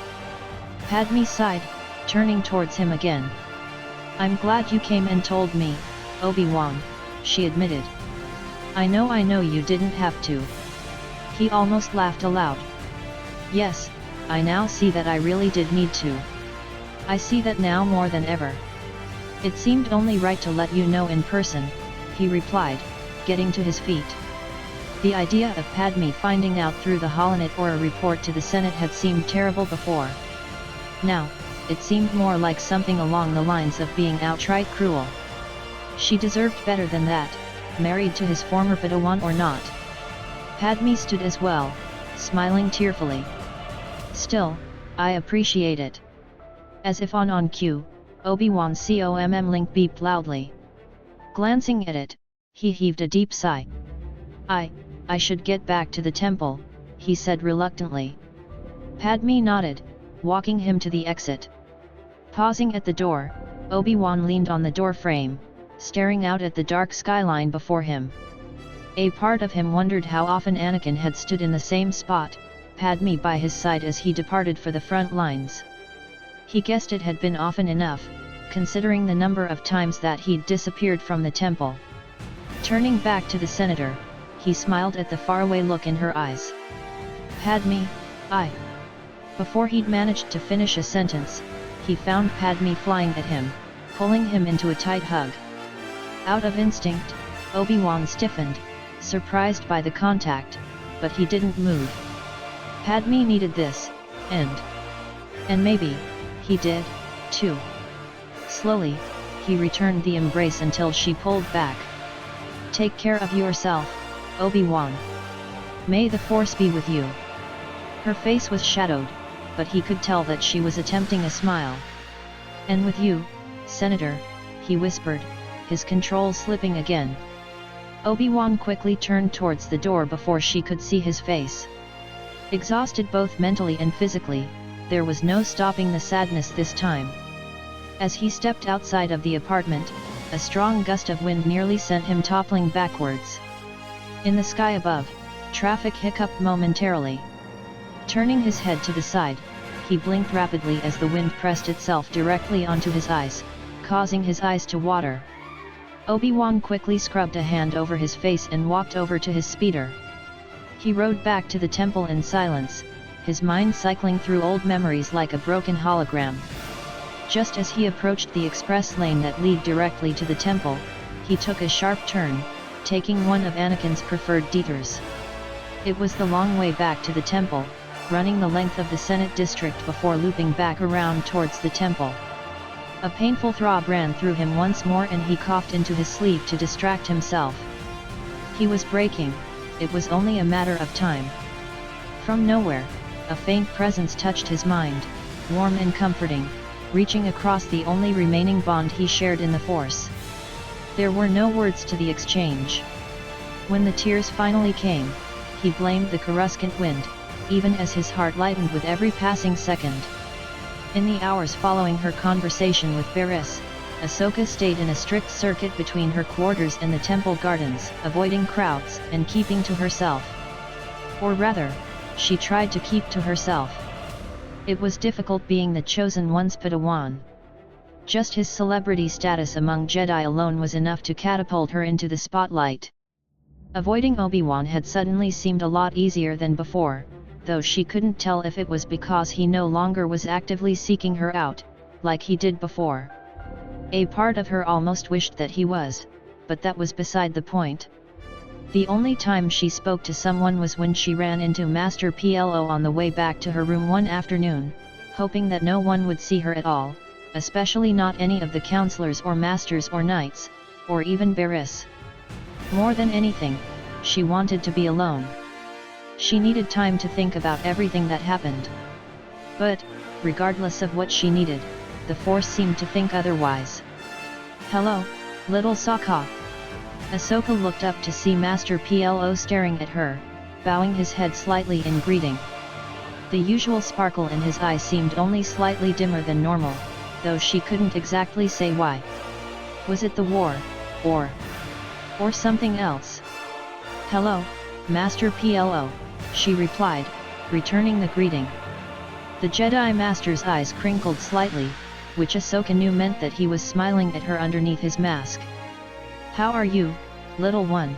he asked. "I'm all right, I suppose," she answered, though she didn't really feel all right at all. She felt the exact opposite of all right, whatever that was supposed to be. Master PLO knelt down and gently placed his hands on her shoulders, eyes sparkling with a mixture of kindness and understanding. "I have noticed that you've been handling Master Skywalker's passing very well, Ahsoka. You've remained calm in the wake of such terrible tragedy, and that is not an easy thing to do," he said quietly. Calm? She hadn't been calm at all in the past few days. She'd felt off-kilter and unbalanced for days. She wanted nothing more than to scream her agony into the Force, and sometimes she felt as though she was doing exactly that. How could he think that she was being calm? "Oh, no, I'm not," she stuttered, unsure of what to say. "I am very sorry for your loss," Master PLO continued. "If you need anything at all, I hope you would speak to me." Ahsoka nodded slowly. "Okay, Master PLO," she said. "Thank you." Master PLO's eyes crinkled again as he pulled himself to his feet and strode away, leaving Ahsoka more confused than before. She walked back to her quarters deep in thought, hoping she would run into no one else. When she slipped into her quarters, Ahsoka let out a sigh of relief. Finally, she was alone. Ahsoka leaned against the door, looking into the small sitting area, heart leaping to her throat. Anakin had left bits and pieces of his projects around, on the tables and the couches. It was a habit of his. He hated cleaning. Haphazard piles of droid and lightsaber parts decorated the tables, scattered in and out of the large array of tools lying about. Data pads, probably filled with forms and other documents that her master had meant to attend to after returning to the temple, lay across the kitchen counter and the sofas in a state of wild disarray. It was a place that Ahsoka had called home for a long time, but something had changed. The sight of Anakin's belongings, just left behind, as though they didn't matter. It was wrong. Taking a few uneven steps forward, Ahsoka reached for the extra lightsaber pommel that Anakin always kept in their quarters as a backup. It was on the floor as though discarded in a hurry. She picked it up, wincing as hints of Anakin's Force presence echoed through the contact. It felt almost like a memory. A very sad memory. She just missed him so much. Sighing, Ahsoka placed the spare part on a side table. For the next hour, she continued reaching for everything that Anakin had left scattered around their quarters, boxing each item one by one. With each abandoned artifact, she could feel her master's presence somehow lingering in the Force, a feeling that extinguished as she placed it in the box held under the crook of her arm. Soon enough, all of Anakin's loose items were gathered up in some semblance of an arrangement. His clothes, which were previously discarded in his room in a chaotic order, sat atop the nearest table, neatly folded. It was the best she could do for now. Maybe later, she could properly pack them away. Exhaling, she sat down heavily on the sofa. Cleaning was exhausting work, but now she felt as though she could finally breathe. The Force was quiet and clear, as though the act of putting all of Anakin's belongings onto the side table clarified everything in her mind. She felt calmer, somehow. Ahsoka let out another breath before she dove into the Force, reaching out for the only bond she had left. So far, it had been fairly silent, but somehow she felt that the silence was a deception. It was about time she stopped hiding. The temple seemed unnaturally empty that morning when Obi-Wan made his way towards the larger apartments in the residential wing from his quarters. It was as if the place had vacated overnight, leaving only himself and the occasional group of Padawans to populate the building. It was the dang Ed War playing tricks on him again. Before the Jedi had gained a military status, the temple had always seemed ready to burst with life. It was disheartening to see such a once lively place left deserted, bled dry by the demands of the war. He'd already been forced to leave Padme's apartment in a rush, drawn into yet another last-minute council meeting over a recent development at the Outer Rim. Council member Even Pyle had reported that he had discovered the long-awaited coordinates to the Nexus route hyperspace lane. Unfortunately, the Jedi Master had also announced that he was under attack by a separatist fleet. The outcome, according to Pyle, seemed optimistic, but the communication had been disrupted towards the end of the conversation. Now, all they could do was wait. Stepping from the lift, Obi-Wan found the door to Anakin and Ahsoka's quarters. He could sense her inside, an oddly calm presence when compared to the previous chaotic storm. He knocked, hefting the bundle of Anakin's prosthetic arm against his side to prevent it from falling. There was a moment's pause before the door hissed open, revealing a tired-looking Ahsoka. Instantly, her eyes shifted to the bundle in his arms, but then she pulled them away, looking up at him with barely concealed curiosity shining in her eyes. "Master Kenobi." "Hello, Ahsoka," he said, smiling. "May I come in?" It felt awkward, almost painfully so, but in his heart he knew it was right, especially after the events on Mortis. Their talk was long overdue. After a short pause, Ahsoka nodded. "Of course." Obi-Wan couldn't help but notice her slight hesitation. A part of him wanted to ask, but he repressed the urge. In the time since he'd last been there, Ahsoka's quarters had undergone a rather drastic change. It made sense, however, since the last time he'd visited, Anakin had also been residing there. Despite the fact that Jedi were not supposed to have many personal items, Anakin had always managed to accumulate a number of small items, whether it be tools, spare lightsaber pieces, or other parts. In Jedi standards, that many items made of the quarters feel as though it was populated by 5 Anakin Skywalkers. Obi-Wan had felt nothing but exasperation at the behavior. Being a sweet, Anakin and Ahsoka's quarters were much more spacious than his own, only making the emptiness seem more potent, more obvious in the atmosphere. His eyes scraped across the room, noting the pillow and blanket set on one of the 2 Spartan sofas taking up the center of the room, the empty table set between them. A pang of sorrow ran through Obi-Wan as he remembered the pile of stuff that had always smothered the small coffee table. Both Qui-Gon and Anakin had possessed the same habit of stacking their traveling cloak and bag on there, drowning whatever was on its surface, not to mention the table itself. Ahsoka clearly had returned it to its official designation as a half-full glass of water rested peacefully atop a plain ceramic coaster. "I see you've redecorated," he remarked, keeping his voice even.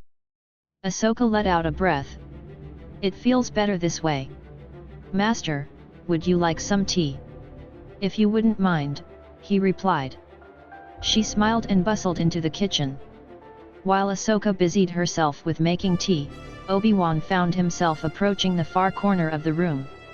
It seemed to be the only untouched portion of the quarters, a small cabinet pressed against the window. A very familiar folded tunic sat there along with a comlink, tablet, and several other odd items.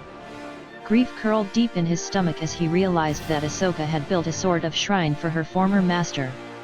Tentatively, he placed the bundle next to the tunic, letting it settle comfortably between it and the data chips lying next to it. The numbness from the night before was threatening to return, creeping up from the pit of his stomach like a slow-acting poison.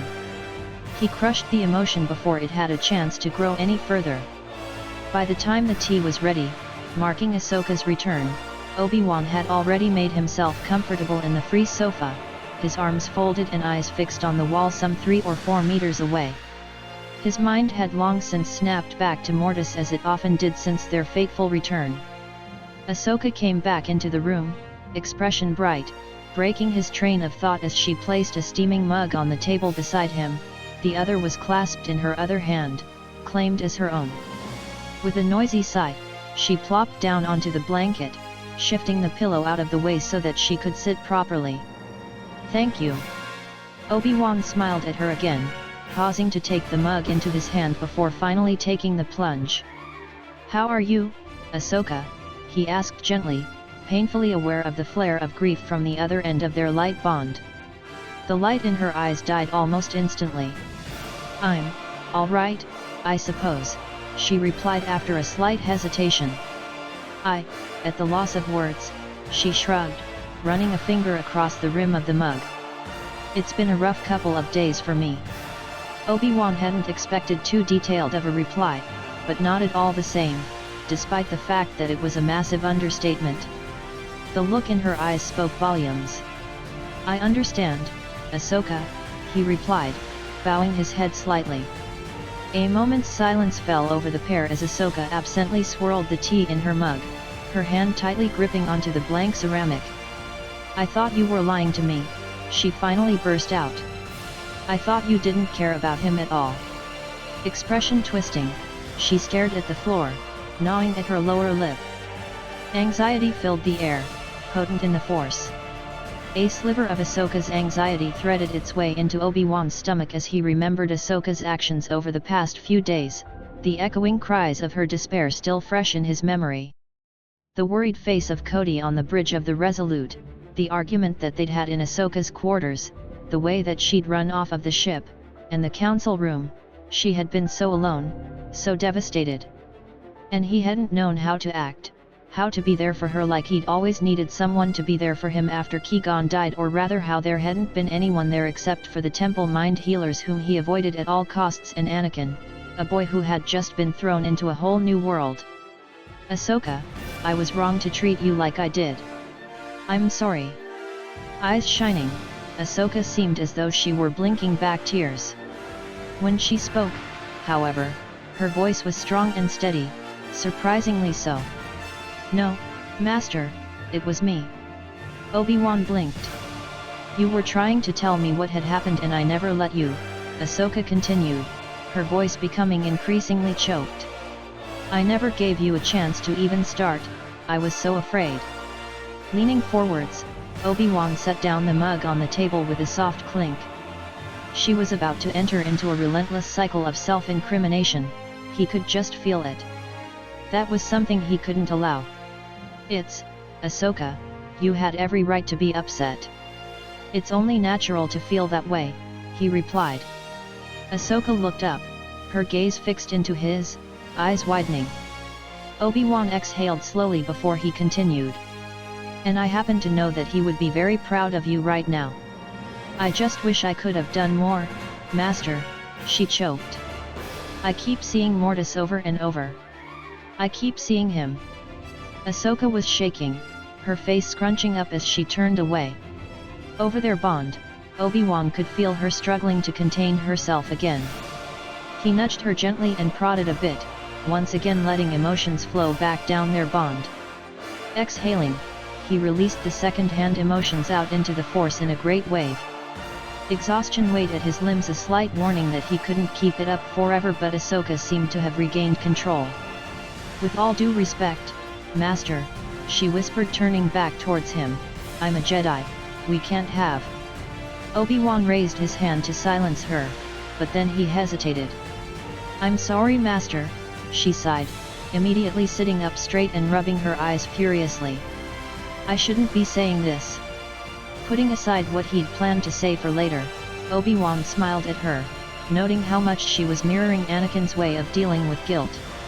"Don't apologize," he said gently. They fell into a comfortable silence. Ahsoka glanced back to the table in the corner, clearly having spotted the bundle. She turned away with a pained expression on her face, the mug pressed to her lips to hide the growing frown. And as for Obi-Wan, he watched her out of the corner of his eye, mentally keeping tabs on her in the Force. While he'd had his initial hesitations, there was no doubt now that Ahsoka Tano was deeply rooted in the light. Even with her grief, her anger, and desperation from the previous days, there was no way that she was falling. What had been a wavering belief, days before, had become a steely resolve. She was letting go already, willing herself to move on. It was a quality that had been far beyond his comprehension at her age. And coming from a Padawan whose master struggled with attachment with every passing day, it was very impressive. Ahsoka broke the silence, her voice wavering slightly. "How did you deal with it? With Master Ki gone?" Sitting back, Obi-Wan allowed a deep sigh to leave his body. How had he dealt with his master's death? He remembered an empty room, oppressive and devoid of life. His family, consisting of his master and a few choice friends, had all died, left the temple, or moved on. The only company left had been the mind healers who he avoided like the plague, and the other Jedi who, had they discovered the imbalance within, would have frowned and condemned him. And so the newly knighted Obi-Wan Kenobi shut himself away from the world, fighting the darkness completely alone. Anakin Skywalker had become an instant celebrity in the temple. He was the chosen one, brash and bold, a much better pilot than most masters at age 11, and rebellious with a streak of arrogance that even Master Yoda could not break. The boy had been Obi-Wan's unwitting lifeline, somehow holding him together even when all had seemed to be lost. Qui-Gon's dying wish had been for Anakin to become a Jedi, and Obi-Wan was willing to do anything that make that happen. It gave his life a purpose in the wake of loss. Gradually, the raw grief had retreated into the corner of his mind, masked from the outside world, yet ever present and waiting to surface. Now, nearly a decade's worth of mental shielding had packed it so deep into his mind that he rarely felt it, save for the most vulnerable of moments. Ahsoka shifted, moving instinctively closer, as though she could feel his deeply hidden sadness from the memory. "It was a very difficult part of my life," Obi-Wan admitted, allowing himself to shorten the explanation. It was best for him to not overwhelm her with everything that had happened. I was very lost after the events of Naboo, and it nearly destroyed who I was. Eyes wide, Ahsoka leaned towards him. But how did you get through it? Her voice sounded almost desperate. Obi-Wan let out a dry laugh that scraped harshly against his throat. It's not a very simple answer, Ahsoka. In the time that followed the death of my master, I felt like I'd lost everything in my life. I didn't know what to do. I'd sworn that I'd train Anakin, but I just didn't know how.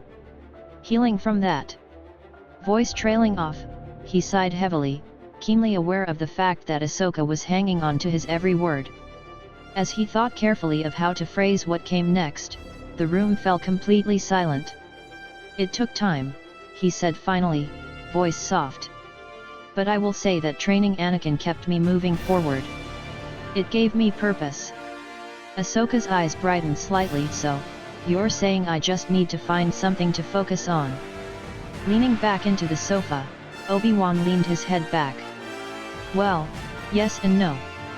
Blue eyes met his as he leaned forward again, balancing his elbows on his knees, staring at the floor in front of him. Ahsoka, I made so many mistakes in the past, and now I am asking you to please listen to me. Do not close yourself away from the world. He looked back up at her to see her staring back at him, eyes wide.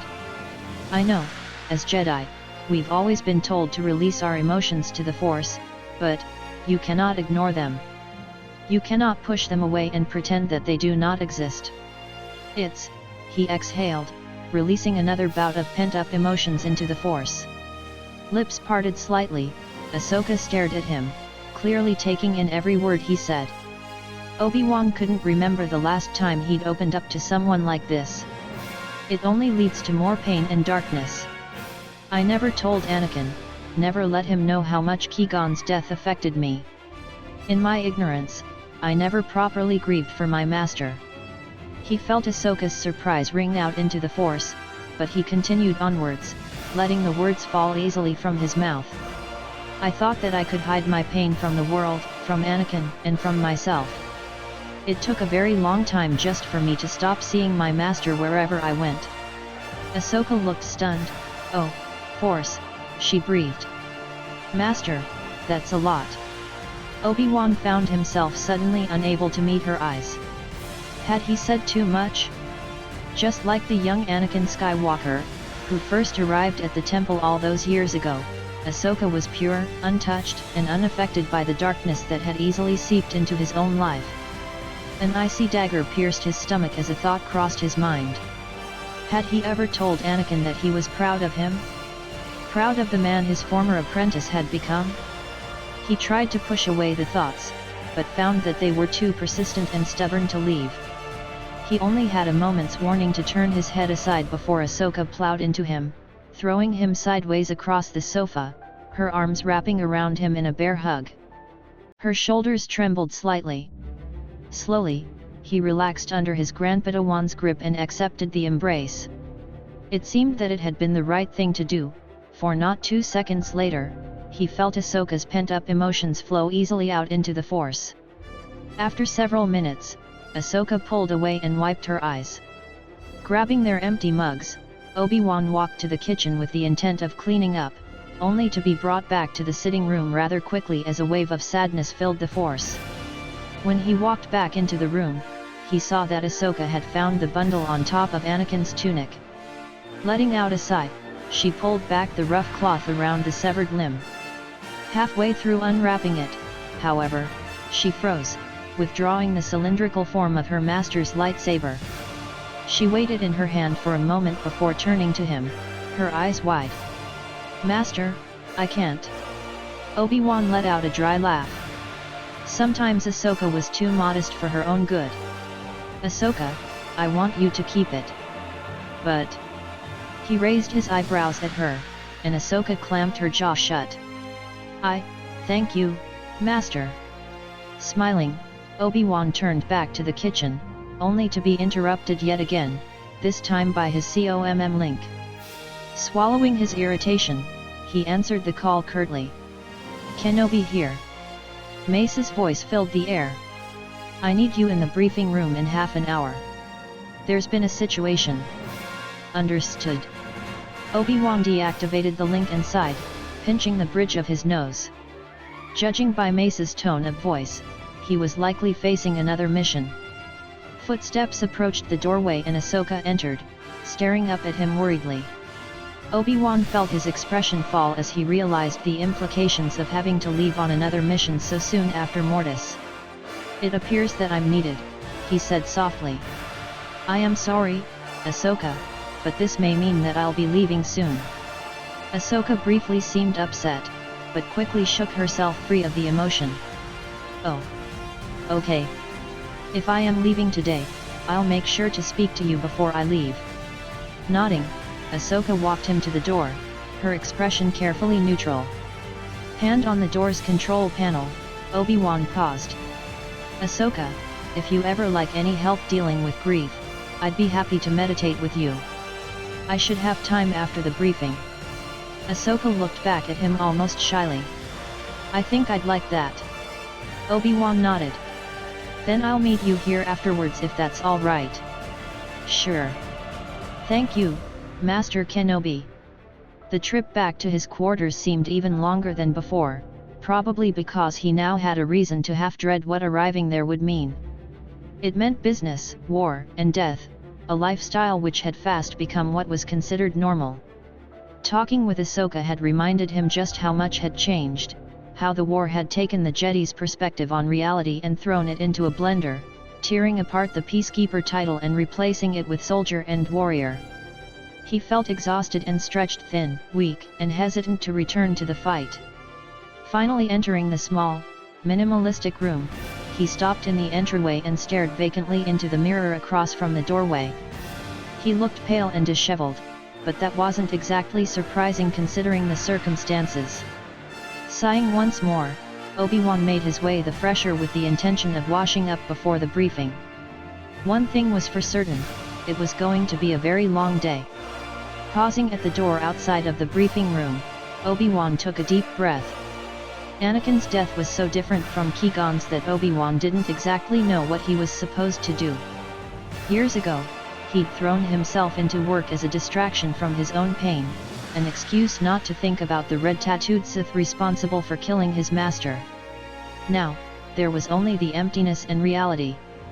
And yet, there was still the lure of denial, just as present as it had been earlier. He shook his head. There was no choice now, he was needed for the war effort, and for now, that came first, before anything else. Obi-Wan pressed the button on the side of the door and walked into the briefing room. Directly in his line of sight stood Master Windu, intently studying a holo map. Next to him was Cody and two clones from the 501st, Fives and Echo, along with a hologram of Rex. The clones looked up at him, eyes shining with curiosity. They're wondering if the Council received the request. Not long after the Council meeting, Captain Rex sent in a request for the 501st to stay together despite the loss of their general. Rex had also asked that the 501st be merged with the 212th, putting all of Anakin's men directly under Obi-Wan's command. The Council hadn't exactly made a decision yet, considering everything that had happened in the past few days, but it would only be a matter of time. Obi-Wan smiled gently at the clones before turning towards Master Windu. "Hello, Master Windu," he greeted, nodding slightly. Master Windu returned the nod, eyes flicking away from the hologram momentarily to look at Obi-Wan. "Master Kenobi," he replied. "You said there was a situation," Obi-Wan said, moving closer to the hologram to study it. It appeared to be a map of some sort, though he couldn't exactly figure out what exactly it was supposed to be. What happened? He had a feeling he knew already. Master Windu let out a quiet sigh. "Earlier today, we received word that Master Pyle was taken hostage while returning from the Outer Rim," he explained, gesturing towards the COMM unit. Obi-Wan shook his head, stroking his beard. "That's not good," he replied, looking up from the hologram at Master Windu. "Master Pyle has the coordinates for the Nexus route." Master Windu nodded gravely. "We suspect that he has been taken to the Citadel." Just as he finished speaking, the door slid open. "Apologies for the delay," Master PLO rumbled as he walked in, followed closely by the last person Obi-Wan expected to see at the moment. As she walked in, Ahsoka's eyes widened in surprise as a few barely recognizable emotions flickered through their bond, so quickly that Obi-Wan almost didn't notice them. Obi-Wan blinked and bowed stiffly to the Keldor Master. "Hello, Master PLO," he said, then turned towards his Grandpadawan. "Ahsoka." Master Windu cleared his throat sharply, and Obi-Wan turned towards him again. "As I was saying," Master Windu continued, glancing around at Obi-Wan, PLO, Ahsoka, and the clones, "Master Pyle has been taken hostage and transported here." He gestured to the hologram. "I see," PLO replied, voice serious. His eyes scanned through the hologram, studying it carefully. "As you might know, the Citadel is the Separatists' most isolated and impenetrable detention facility," Master Windu explained. "No one has ever escaped, and their security has prevented us from obtaining any reconnaissance information." Master PLO nodded. "There are a few other facilities across the Outer Rim," he said. "So far we've been able to neutralize 2 of them, but they have all been extremely difficult to approach and ever more difficult to destroy. This one, in particular," he pointed at the hollow, brows furrowed, "has quite the reputation." Master Windu nodded, humming softly. "Even with all our technological advancements, we could not get close enough to get accurate readings. We've been forced instead to create a crude map based on data from the archives," he said, then pressed a button next to the hologram. A hologram of a basic map, along with some data, appeared on the hollow table. Master PLO stared at the data for a few long moments, then he nodded, almost in recognition or understanding. "I am familiar with the data. It is very old and will prove difficult to rely on." Cody shifted slightly. "Sir, we're going in blind?" he asked. PLO nodded solemnly. Obi-Wan glanced at Ahsoka, whose gaze shifted from Cody back to Obi-Wan. Her face was expressionless, almost a mask. "It's too early for her to go on a mission. She's only just accepted Anakin's death, we can't just..." "Well," Obi-Wan began, clearing his throat slightly. "We'll just have to find a way to get inside and rescue Master Pyle, then." When no one replied immediately, he plowed on. "We'll just have to be the first to escape the Citadel," he said, smiling softly. "There is a first time for everything, after all." Rex's hologram flickered before he spoke. "Begging your pardon, General, but how do we know Master Pyle is still alive?"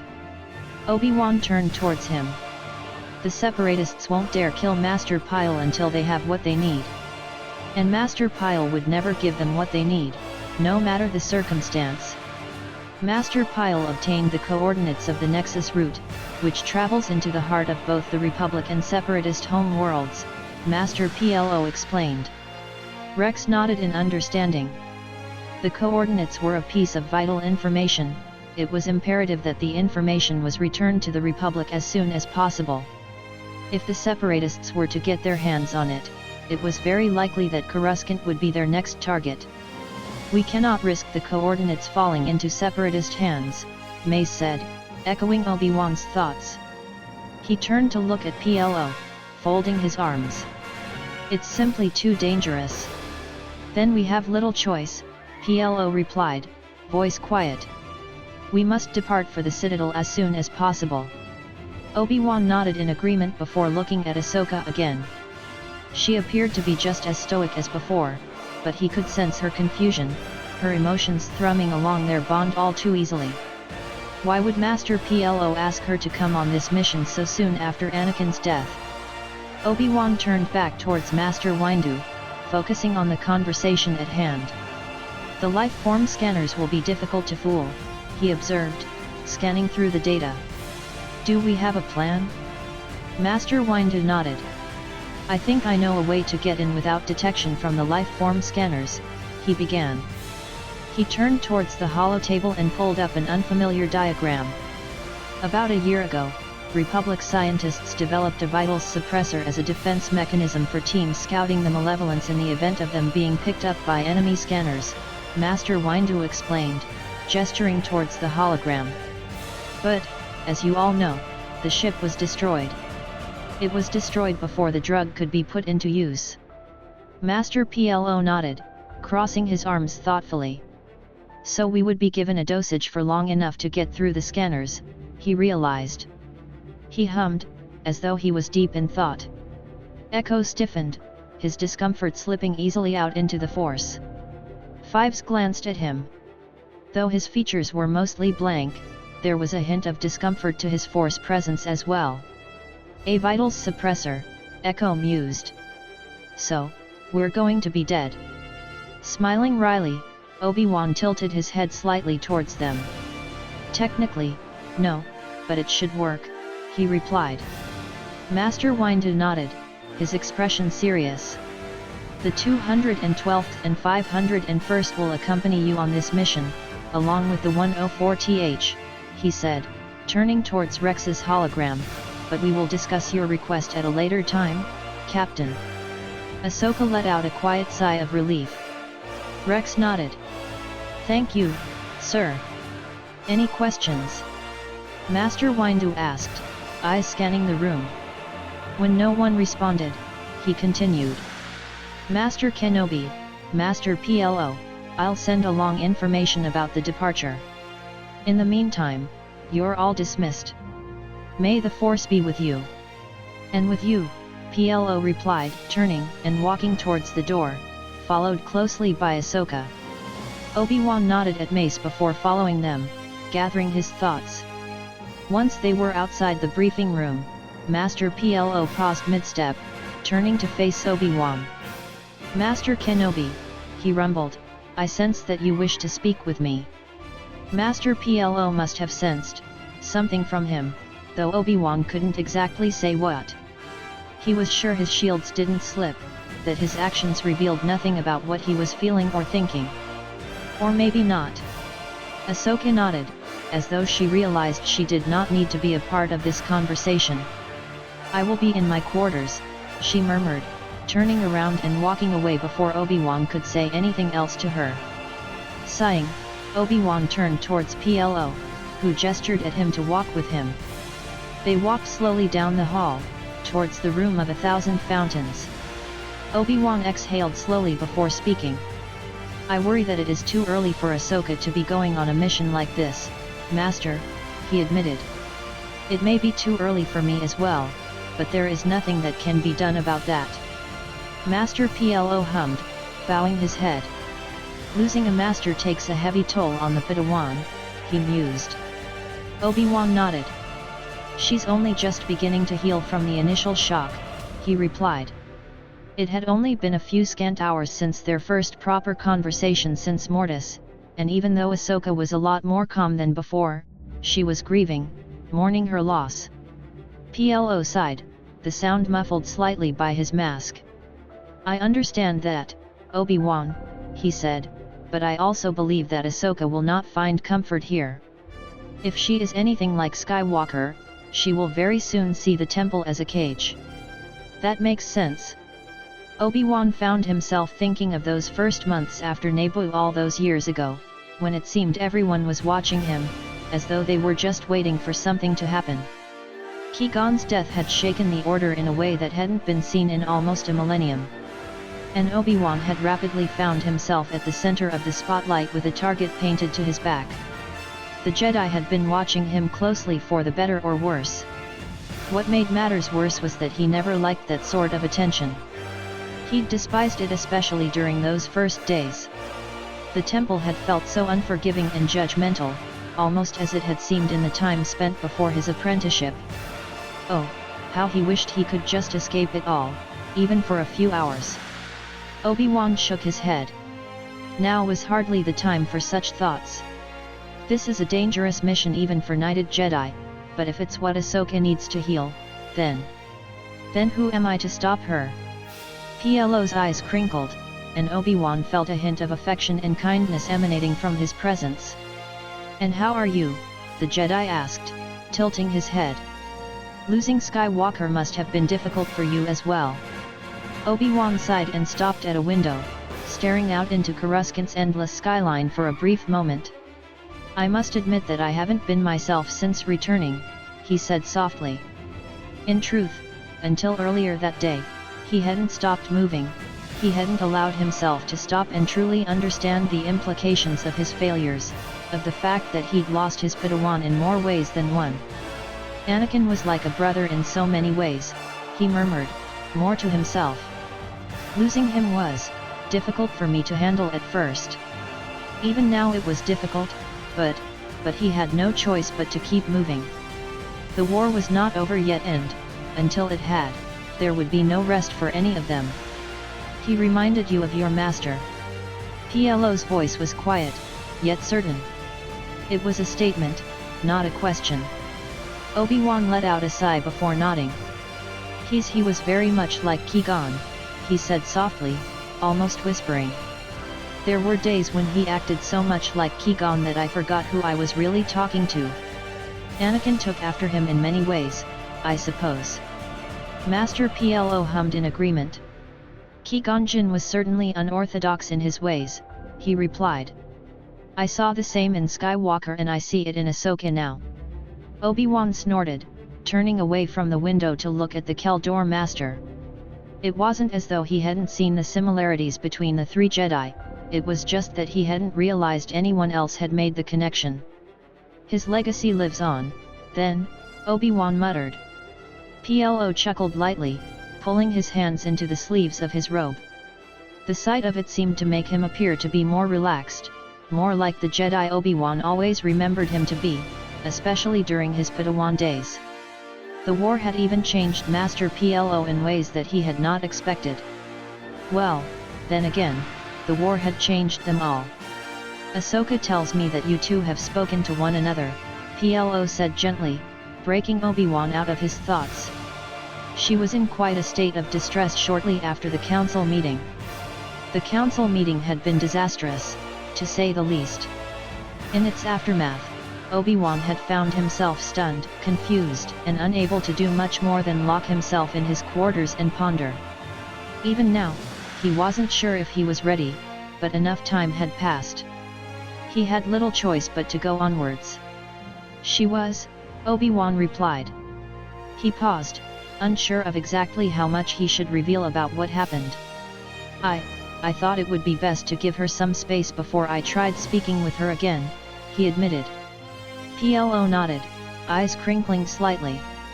I assume that whenever she saw you, she would only see Skywalker, he rumbled.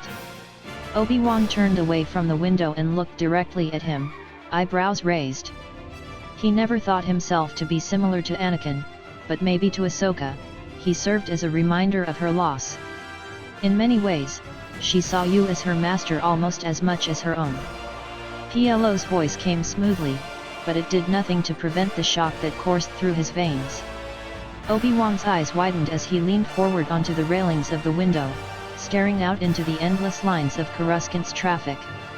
He suddenly felt off balance, as though the ground was rising up to swallow him whole. Focusing on the sun setting in the distance, the speeders flying through the sky, he released the shock into the Force. He closed his eyes. PLO hummed, as though he easily sensed Obi-Wan's surprise in the Force. You didn't know? He asked. Exhaling slowly, Obi-Wan shook his head. I had no idea, he murmured. He pulled himself away from the railing, opening his eyes and turning towards PLO. PLO's eyes crinkled even more, and Obi-Wan felt warmth emanating easily from his Force presence. Since the war began, I have seen the deaths of many Jedi, he said. Not many masters survive long enough to have a Grand Padawan. Just as not many Padawans survive long enough to become acquainted with their Grand Masters. Obi-Wan blinked. He never thought about it that way. Anakin's knighting and Ahsoka becoming Anakin's Padawan all just happened, and with the war and everything else happening, Obi-Wan never had the chance to stop and consider what all of that meant. I suppose you're right, he said finally. The realization settled cold in his chest. He was one of very few living Jedi to have a Grand Padawan. And now that Anakin was dead, what did that all mean? And Ahsoka would benefit most from staying in the same lineage after Skywalker's passing, PLO continued, tilting his head slightly. Obi-Wan froze, eyes widening. Master, I am not ready for another Padawan, and I can't possibly. He cut himself off, unsure of what to say. Before Ahsoka became Anakin's Padawan, Obi-Wan had requested for a Padawan. He expected it to be Ahsoka, but after Christophsis, after Master Yoda decided that Anakin needed a Padawan instead of him, he realized the truth. He was not ready, not with the war and being on the council, and PLO sighed, shoulders sagging slightly. Because of the war, we both know that the council will move to appoint her a new master as soon as possible, he said. This mission is all that stands between Ahsoka and her choice or the council's, if it comes to that. It all made sense now. Master PLO inviting Ahsoka to the briefing, her coming with them to the Citadel. Soon, she would have to make a decision, one that would change her life, and even if he believed that she would benefit from someone else being her master, he would support her. After all, PLO had brought Ahsoka to the temple, and they were already very close. It would be better for her to choose PLO, not a Jedi seemingly stuck in the throes of grief, of loss. That's true, Obi-Wan said slowly, nodding. Are they really making Padawans choose so soon? PLO nodded. The war is dictating us all. I just wish that it wasn't this way. As do I, Obi-Wan agreed. Then you will think about what I have said, the other Jedi asked. Exhaling, Obi-Wan slowly nodded. I will consider the option, yes, he answered. I will consider it, but you and I both know that it should be you, not me. PLO's eyes crinkled again as the slump to his shoulders seemed to fade away. Good, he rumbled. I will see you before we depart, then. Obi-Wan nodded and watched as PLO turned away. Master PLO. PLO paused before turning back towards him. Obi-Wan smiled lightly, through the confusion and sadness that surrounded him like a cloud. Thank you, he murmured. PLO nodded, eyes sparkling. If you ever need anything, Obi-Wan, feel free to ask. His voice was calm and certain, and Obi-Wan found himself remembering PLO saying the exact same thing years ago, after Qui-Gon's death. Obi-Wan nodded again. He watched as PLO turned around and walked away, leaving Obi-Wan by the window, staring out at Coruscant's evening traffic. Maybe I wasn't as alone as I thought. About halfway to Senator Amidala's apartment, Ahsoka realized that she probably should have come ahead of time. She knew that Obi-Wan had spoken to Padme about what happened, but Ahsoka hoped to see her before leaving for the Citadel. Ahsoka didn't know how she would respond to her just showing up at her door, but she needed to see the Senator, regardless. There was the fact that Padme should have something of Anakin's to remember him by, and Ahsoka had more of Anakin's belongings than she was prepared to have. Sighing, Ahsoka sped into the apartment complex and towards the parking garage. She landed the speeder and grabbed the bag before making her way to the turbo lift. Instead of giving in to the urge to pace during the brief journey up to the Senator's floor, Ahsoka stared out the glass window into the tall buildings in the distance, into Coruscant's gorgeous skyline, giving herself a moment to let her mind drift elsewhere. The lift came to a quiet stop and the doors slid open. Ahsoka exhaled and walked out, right hand tightly clenched around the handle of the bag. Slowly, she walked forward to Padme's front door and rang the buzzer. After a couple long seconds, she heard a quiet exclamation from somewhere inside, followed by the sound of hurried, metallic footsteps rushing towards the door. Eventually, C-3PO, the rather annoying communication droid, stepped out, his orb-like yellow eyes gazing up at her. Oh, hello, Padawan Tano. 3PO exclaimed, sounding distinctly surprised to see Ahsoka. I'm afraid the Senator is not here right now. She has a meeting at the Senate until late in the evening. Oh. Ahsoka was so intent on seeing Padme that she forgot that the Senator was probably busier than ever. Now, she knew she definitely should have called ahead. I see, she replied, trying not to make her disappointment obvious. I will tell her that you stopped by, if you wish, 3PO replied, tilting his head slightly. Ahsoka nodded before looking down at the bag. She would have much rather done it in person, but there was no time. Could you give this to her when she returns? She asked softly. She'll know what it is. Reluctantly, Ahsoka handed the bag over to him. 3PO took the bag, staring down at it for a quick moment before he looked up. Of course, Padawan to know, he replied. I will pass it along to her. Ahsoka smiled gently. Thanks, 3PO, she murmured before turning around to leave. She paused and turned back to face him, remembering something else. If she asks, I'll be on a mission for the next few days. I'll try to see her when I return. 3PO nodded again. Very well, Padawan to know. Best of luck on your mission. Bye, 3PO. Ahsoka smiled before turning around again and walking back to the lift, somehow feeling lighter than before. As she boarded her speeder, Ahsoka's eyes fell to the chronometer on the side of the dash. A spike of panic ran through her like lightning. Oh Force, I'm late.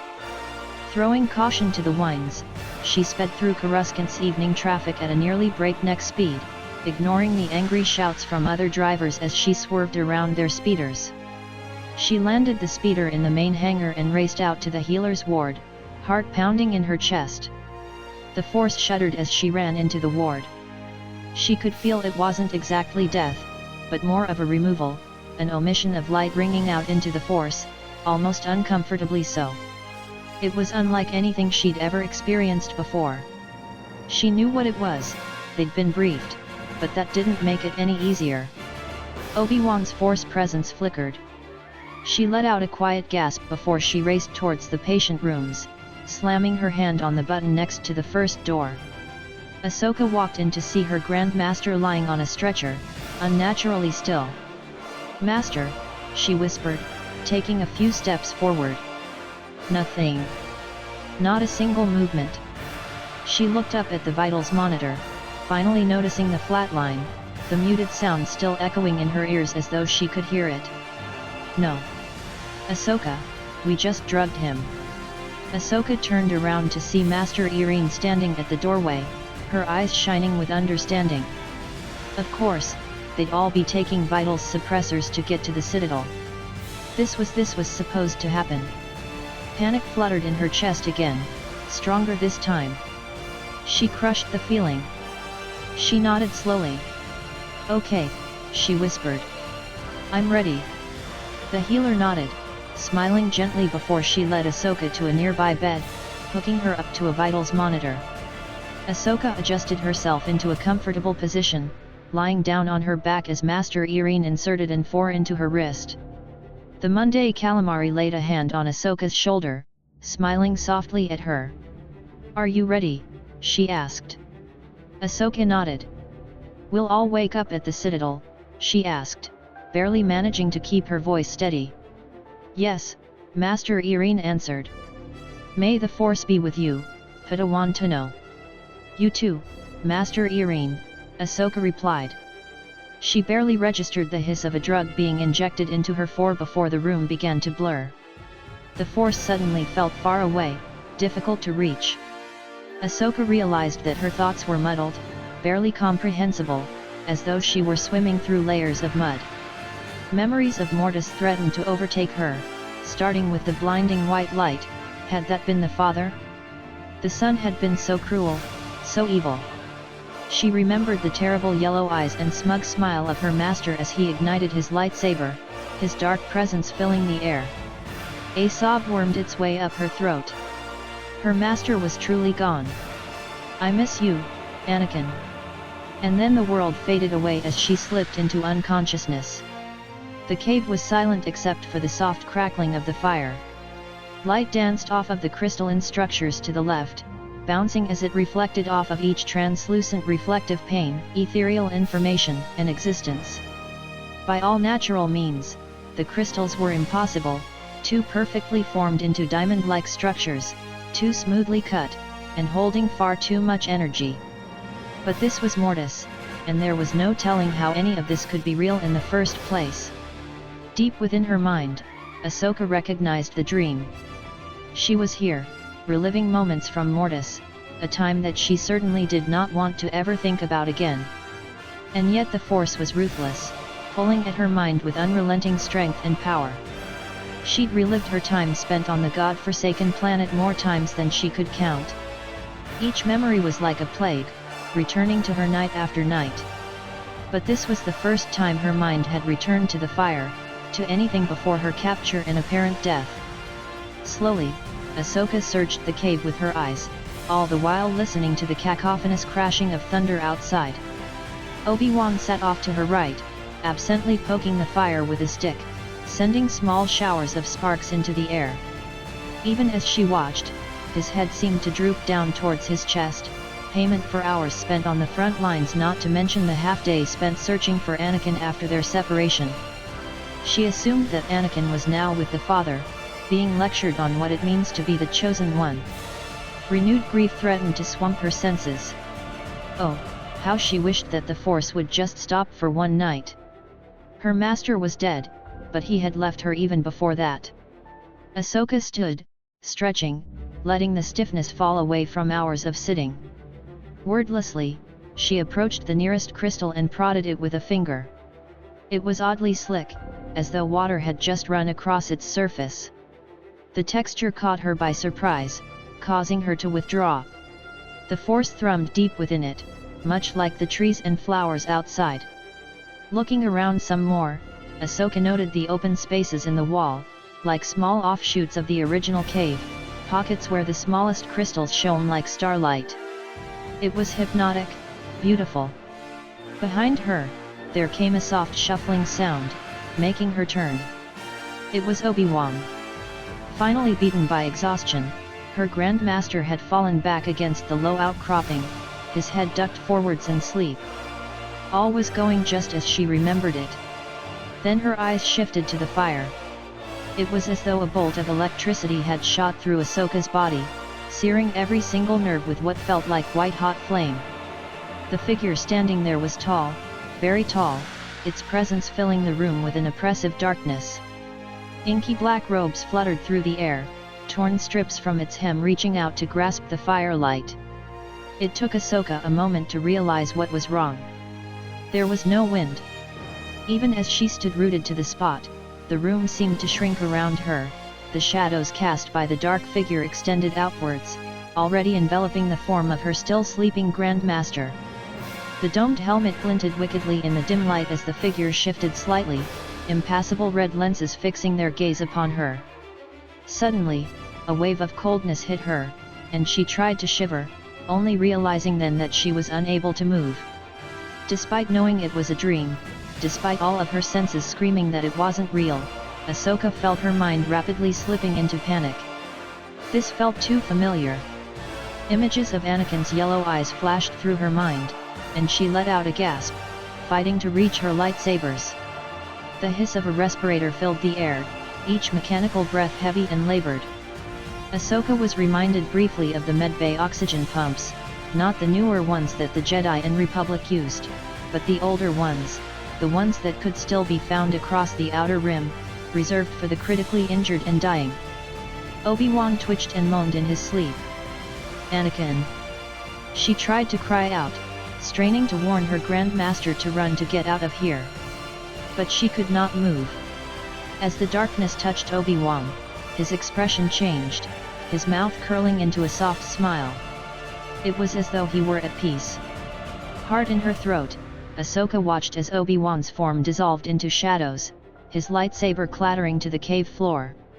Then the figure's attention was back on her, its arm reaching out as though beckoning. She did not understand. What? As if of its own accord, her body broke free of whatever had been holding her prisoner. Inch by inch, she approached the dark figure, her hand rising to take its hand. Every nerve of her body was screaming. It wasn't right, she had to stop. No. Just as their fingertips brushed, the floor of the cave shattered. Letting out a scream, Ahsoka plummeted downwards into a pitch-black darkness, arms flailing about as she searched for anything to grab hold of. Both the light of the fire and the figure above it shrank into the far distance, becoming nothing more than a pinprick before disappearing entirely. Blood pounded in Ahsoka's ears, and she fought to keep calm, squeezing her eyes tight. "It's a dream, Ahsoka," she told herself. She cracked an eye open and saw nothing but the same oppressive darkness. It's a dream. It could have been minutes or hours, but Ahsoka wouldn't have known the difference, even with the unpredictable nature of dreams. All she knew was that suddenly she was no longer alone. Frantic beeping filled the air and she felt her feet hit solid ground, or more accurately solid metal. They were in freefall, the bow of the shuttle aimed at the ground, a swirling mix of swampland and sparse shrubbery. Rain pelted the glass of the cockpit, adding a dull roar to the howl of atmosphere against an unshielded ship. Great bursts of smoke billowed from the dashboard, electricity sizzling through the Navi computer every few seconds. With each passing wave of blue discharge, the fried speakers blared the same clashing set of tones, distorted and nasty as they declared the ship in a state of dire emergency. It was a message that the collapsed pilot could not hear as he slumped forwards over the controls. Ahsoka begged and pleaded with the Force right then and there, screaming for her feet to move, for her hand to leave the spot just below the headrest of the passenger's seat and just do something. She was stuck, pinned in place as she watched the shallow, stormy waters rush towards Anakin Skywalker's unconscious body. The world erupted into flames, blinding in intensity. Ahsoka threw up her arms and shut her eyes tightly. The heat seared her skin and she cried out in pain as something bit into her left arm. Tears streaming down her face, she caught a flash of soot-black smoke and equally darkened skies, a burned figure on the banks of a flaming river, a metallic hand digging into the sand as it dragged itself forwards. Then the image was whisked away once more and Ahsoka found herself pulled upwards as her heart beat a fast, irregular tempo into her collarbone. The intensity of the fire was growing, expanding, yet darkening in strength. Soon the deep reds of the fire had dimmed into a pale yellow and the dark stone had lightened to a sort of chocolate brown. With a quiet exhale, Ahsoka opened tear-stung eyes to see blurred shapes swimming above her. For one moment, she could have sworn they were all long stalactites, but then her vision went hazy once more. A trail of inky darkness, horribly reminiscent of the dark monster of her dreams, swam through the air towards her. Heart thudding in her chest like a drum, she watched with wide eyes as its tendrils approached her body, feeding down from a place far above her field of vision. She tried to sweep them away with a hand, but her arm would not move, instead flopping over her chest rather uselessly. But it didn't matter because only moments later, the shadows were gone, banished by a slight prick in her arm from a needle. She blinked hard, wishing that the world could steady itself, as the blurred yellow lights curled in and out of view like unmixed paint off of an old canvas. There was definitely a shape hovering above her right side. It was leaning over. Were those hands on her forearm? With a groan, she tried to rise. A strong arm pushed her back down. "Come Anno, come to hear me? Castae." Who was speaking? Still feeling fuzzy, Ahsoka struggled to understand the voice. It was harsh, electronic in nature, almost as though it was a droid. Heart sinking, Ahsoka found herself once more raging against her own body, willing it to move. Brain fuzzy, she registered the feeling of her shoulder leaving a soft surface before the world took another spin. Not 2 seconds later, and she was face down on stone that much she could feel, too cold. Rough hands hauled her upright by the arms, setting her back onto, well, whatever she'd been lying on. Brain isn't working. She realized sluggishly, but then again that much should have been obvious, she reasoned to herself. As the world began to right itself, she realized that there was, in fact, only one droid, or at least one droid who could walk and talk.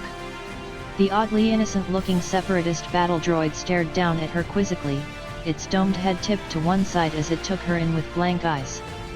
If not for the neon blue paint splashed across its body, Ahsoka would have smashed the thing to bits. Arta rolled up beside the droid, softly bopping it in the knees and almost sending the unsuspecting victim to the ground. Rubbing her head and rolling her shoulders, Ahsoka let herself become reacclimated to her body. It was safe to say that she felt criffing terrible, like she'd been run over by a rampaging Gundark. Commander Tenno.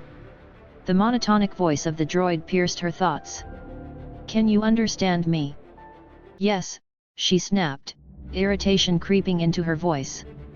Apparently satisfied, the battle droid turned away and proceeded to criffing hells. Ahsoka propped herself on her elbows, looking out at the landing pad, aghast. Parked in the entrance of a lava cavern, the ship was covered by what looked like a large ledge on the outside. The ship had docked between the lava and the stone side of the tunnel, giving way to a large, clear area for the team's recovery. And recovery did appear to be required from this certain method of entry. Strewn out on hover stretchers, the rest of the company lay in neat rows, their bodies lifeless. Rex was beside her, helmet intact, lying comfortably in the stretcher.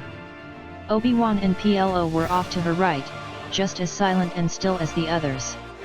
Her heart jumped into her throat as they watched them. They were her family. What if they never woke up? What if they're just sleeping, Ahsoka told herself.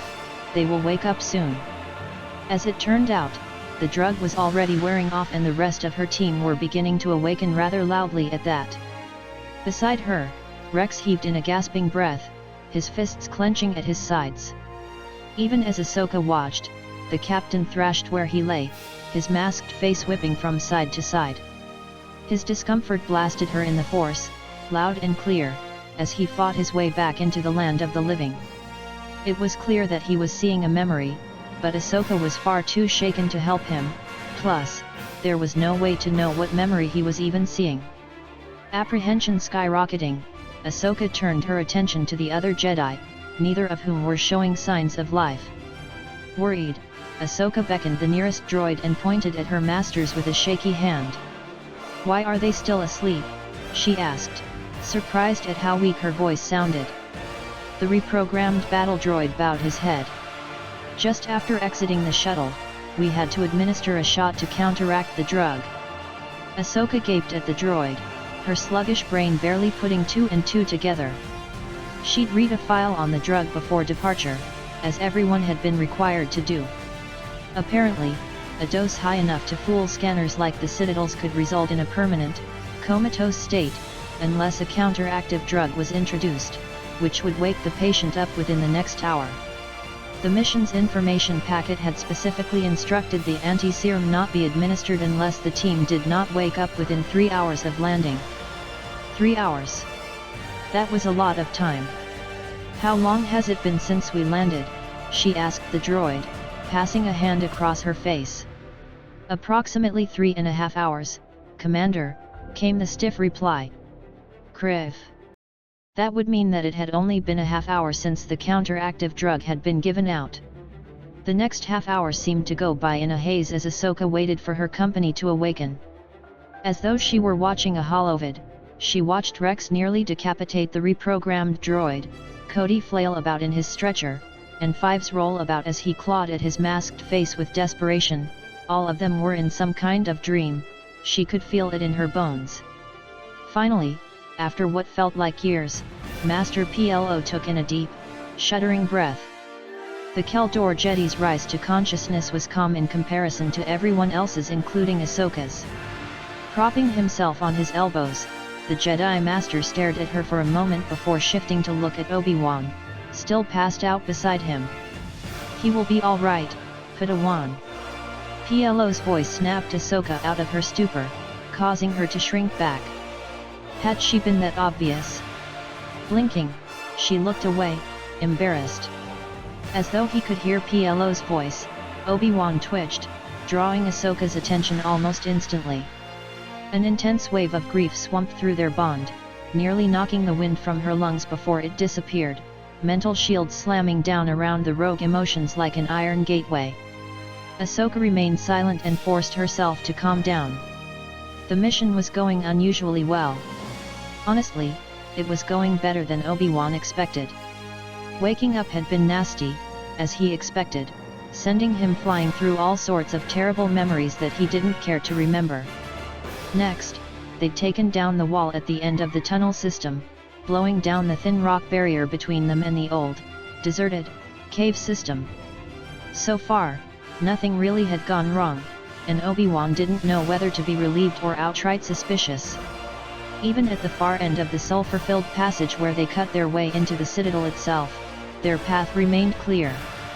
It was only when he and his small team entered the ventilation shaft that he began to believe that maybe, just maybe, they had not been detected by enemy sensors.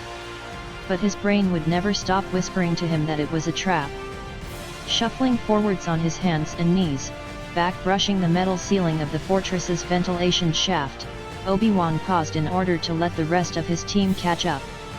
As he turned his head, he narrowly missed banging his head on the wall. The shaft was narrow even for him, oppressive and constricting in nature, but he had no room to complain. Add several inches and multiple layers of plastoid alloy and the explanation for the struggling men behind him was clear. And that was just movement. Their mission was stealth, and the metal of the shaft resonated loudly when hit with a plastoid armor plate. By their lack of detection alone, Obi-Wan realized, now more than ever, that the decision to only take Rex, Cody, Waxer, and Boyle with him was a good one. Anakin would have insisted on everyone staying together on this kind of mission, urging them to enter the Citadel from a more accessible entrance to ensure the safety of everyone on the mission, but he wasn't Anakin. And Anakin wasn't here. General. Cody murmured from somewhere behind him. Obi-Wan stopped, hunching in order to see the clone commander right behind him. Over Cody's shoulder, he could see Rex leaning off to the side in order to see ahead. He couldn't see any of their faces, but apprehension filled the air, rolling off of his company in waves. He didn't blame them. The situation was quite intense. Yes, Cody. Obi-Wan replied, keeping his voice quiet. The clone tilted his head slightly in confusion. Nothing, sir. I thought I heard something, he said. Further down the line of clones, someone snorted. Rex's head whipped around, and Obi-Wan had the feeling that, had it not been for the mask, the culprit of the noise would have received a furious look. Listening carefully, Obi-Wan looked forwards to the next grate, craning his neck to try and catch a glimpse of something below. Through the narrow bars of metal, he could only see a faint glow from the hallway below. It's too far away. Too far away for me to see anything. Kriv. But they couldn't be too careful. Slowly, he raised his right hand in a fist, calling for a halt. For several painful minutes, they stayed there, frozen on the spot. Nothing. Obi-Wan smiled softly before turning around and pressing forward once more, his face falling into a frown. He couldn't shake the feeling that everything was so wrong. It was going too smoothly. And the fact that Ahsoka had felt the same apprehension didn't help, a feeling that she'd voiced back when they'd first exited the cave. He now agreed wholeheartedly with her. But he couldn't afford to think like that. He had to be in the moment, focusing on his own team's mission. Ahsoka was the last line of defense, guarding the entry point from within the same ventilation shaft he had entered earlier. She was out of the firefight, safer there. And that gave him comfort. Behind him, the soft scraping of armor sounded loudly, indicating that the line of clones had just begun to move. Obi-Wan's feet had just cleared the grate in the shaft floor when the clank of heavy footsteps filled his ears. Hastily, he motioned for everyone to stop, casting a glance behind him. Cody was crouched directly on top of the opening, frozen in place with one hand still raised, his head and shoulders in clear view from the hallway. Below him, waves of battle droids marched forwards, their rhythmic footfalls echoing painfully in Obi-Wan's ears as the sound reverberated within the metal shaft. The droids passed slowly, their ranks continuing forwards in an endless stream. So far, not a single one of them had noticed the clone commanders suspended in the ventilation shaft above them. Obi-Wan hoped that it would stay that way. Then a horrible idea crossed his mind as he hastily recalled the layout of the Citadel. Those battle droids were going down the corridor towards the lower levels, back the way that he and the clones had come. He tapped his wrist COMM, calling up the channels to both PLO and Ahsoka. "There are battle droids below us," he whispered, "they appear to be heading your way. Stay sharp." "I read you," PLO's muffled voice returned. "They're right below me, Masters." Ahsoka's response was soft, as though she was whispering as well. "A group of them just passed the entry point, it looks like we're in the clear." The air was broken by a shrill wail. Out of instinct, Obi-Wan clapped his hands over his ears, curling downwards as the noise seemed to ricochet through his skull. He didn't know how long it took for the battle droids to pass, but as soon as they disappeared from view, Obi-Wan motioned for Cody to move before roughly kicking the grate down. Sticking his head through, Obi-Wan scanned the corridor for droids and security cameras. "This way is clear," he murmured before dropping to the floor. Cody, Rex, Waxer, and Boyle followed suit, clearly stiff from the long journey through the confinement of the shaft. "We must hurry to the detention center." Seemingly undisturbed by the abrupt change in plans, the clones nodded in agreement, following him as he took off at a run. The alarm continued, ringing loudly and painfully in his ears, but Obi-Wan forced himself to ignore it. There was little time to waste. Raising his forearm to eye level, he attempted to contact Ahsoka and PLO.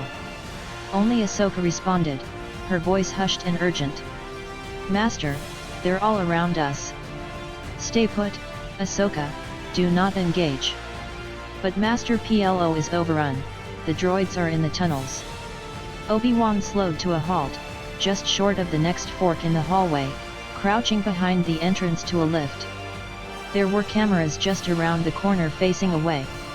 Wordlessly, Obi-Wan motioned to Cody, pointing at the slowly rotating devices above. "That was the plan, Ahsoka," he continued into the COMM. "He needs to be the distraction so that we can continue the mission."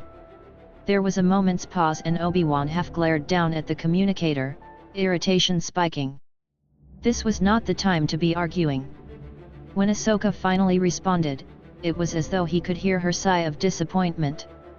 "I understand, Master. We'll hold position." "Ahsoka out."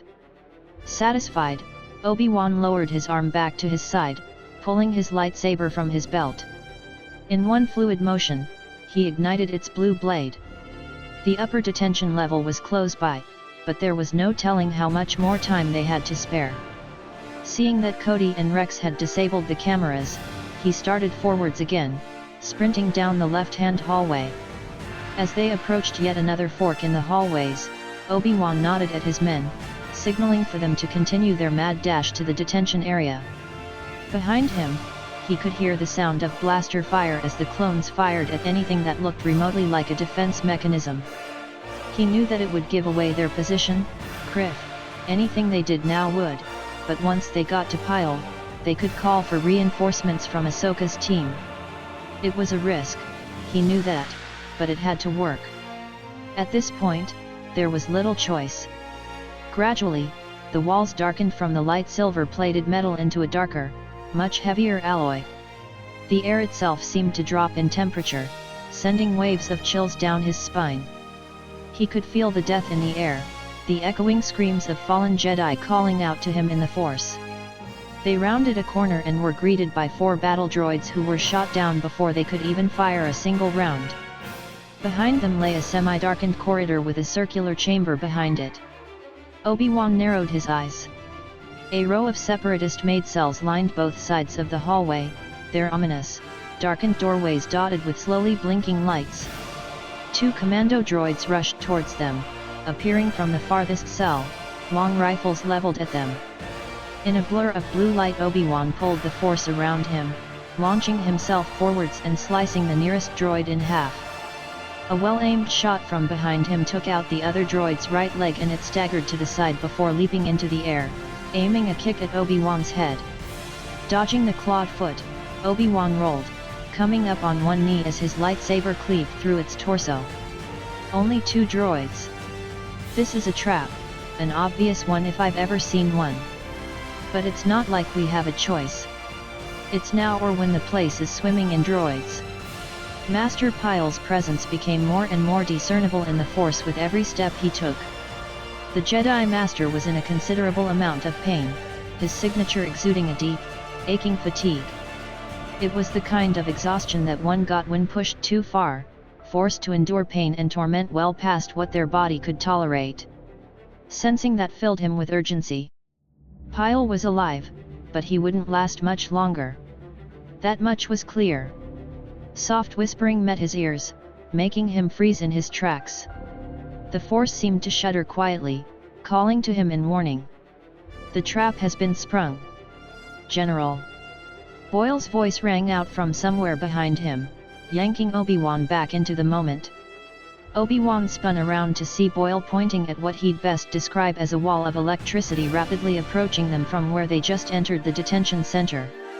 At the sight of the crackling electricity, Obi-Wan frowned, realizing exactly what was happening. Thinking fast, he reached deep into the Force, grasping the oncoming threat and pushing back. The electricity slowed barely. In an effort to distance himself from deadly arcs of energy, Boyle tripped over the fallen droid, nearly crashing into the nearest cell. Throwing his hand onto a nearby panel, he managed to keep himself upright. The door slid open with a loud hissing sound. Go! Obi-Wan grunted, gritting his teeth together. The clones scrambled in front of him before he released his hold on the Force and followed them, already feeling threads of exhaustion working their way through his body from the exertion. The electricity pursued them down the hall, past Pyle's cell and into the circular room. It wasn't much of a surprise to Obi-Wan when he noted there were no exits. They were trapped. Spinning around, Obi-Wan gathered the Force around him, pushing it outwards a second time. After a moment, the electricity slowed, but continued to inch forward even as Obi-Wan strained against it. Pain flared into existence in the back of his skull, and his hands trembled slightly. The deadly arcs of electricity continued their approach, pinning him and the clones to the wall. He counted. 6 feet, 5, 4. Flat to the wall, his hands pressed as close to the energy as he dared. Obi-Wan could feel his hair standing on end, an intense tingling searing across his skin. A high-pitched whirring noise echoed through the room, and Obi-Wan faltered, letting the Force slip out of his grasp as an alarm sounded for the second time since the extraction mission began, this time much louder than the first. It felt as though his head was about to explode, waves of high-pitched sound tearing through his head like a wildfire. His lightsaber jerked within his grasp and he automatically fumbled for its grip, only to watch as it joined his comlink, the clone's blasters, and explosives against the metallic surface of the tall, domed ceiling. It was magnetized. Of course it was. Oh, not good, he muttered. Wincing, he pulled his right hand away from his head and reached upwards with the Force to pull back at his weapon. He saw his lightsaber twitch slightly, but it stubbornly remained in place. Looks like we've got company, Cody called. Obi-Wan pulled his eyes away from the ceiling to see 4 yellow commando droids racing towards them. As they crossed into the electrified zone, the bolts of electricity traveled down the droids' limbs, snaking down into the floor. They have some sort of electrical shielding. Rex exclaimed, surprise radiating through the Force. Kriv. A rifle barrel jerked to the side, aimed for Rex's head, and Obi-Wan watched the mechanical finger begin to press on the trigger. With a growl, he reached out in the Force and grasped the end of the weapon, wrenching it skyward. The droid balked as the rifle clattered against one of Rex's twin D-17s. An identical droid advanced towards Obi-Wan, firing a preemptive shot right at his heart. Anticipating the airborne plasma, he rolled to the side, pushing Cody out of the way as another droid fired as well. Obi-Wan frowned. Commando droids were deadly, outright lethal in most situations. So why were these droids playing friendly? They must want us alive. Reaching up, Obi-Wan channeled his will into the circuitry of the droids in front of him, grunting from exertion as the droids began to hover off of the ground. A droid off to his right fired, grazing his arm with a shot just as he closed his fists, collapsing the circuitry near the top of their metallic spines. The droids shook violently as the electric wall did the rest of the job for him, frying the wiring completely. Their metal bodies crashed to the floor, a mess of fried electrical components and useless parts. Panting, Obi-Wan fell against the wall, feeling oddly lightheaded. The rest of his company stared at him. For a moment, all was still. The sound of the ceiling magnet continued to pulse painfully in his ears. Obi-Wan grimaced, pressing a hand to his skull as he checked his surroundings for any chance of escape. There was none. That Fing energy field. After a few long moments, Obi-Wan pulled himself upright and started to gather the force back around himself, focusing on his pounding temples. In that moment, a group of commando droids rounded the corner into the detention block, coming to a stop just outside the electrical barrier. Behind them, the circular forms of moving droid Ekis followed, flanking a rather hunchbacked Findian male in a dark jacket and boots. With a hiss, the electricity field shut down, leaving a trail of smoke behind as it went. Several seconds later, the horrendous noise followed, plunging the room into a deep, uncomfortable silence.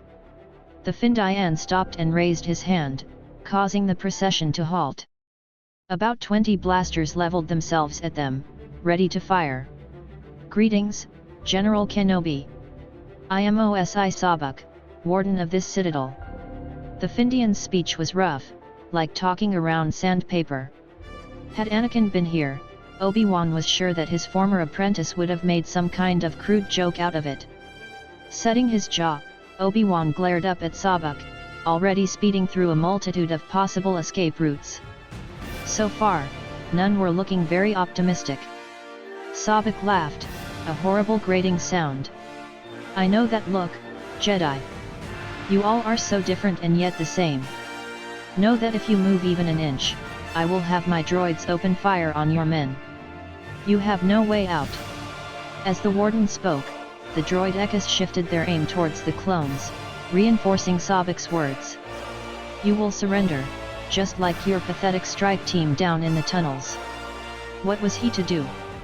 Sure, he could make a run for it, taking a blaster from the nearest droid and firing into the crowd, but he was sure that Sabak hadn't been lying. To act now may ensure his own survival, but it would also mean certain death for his men. And while he'd risk his own life in a heartbeat, he was not so willing to risk the latter. Frustration bubbling up within him, Obi-Wan raised his hands in defeat.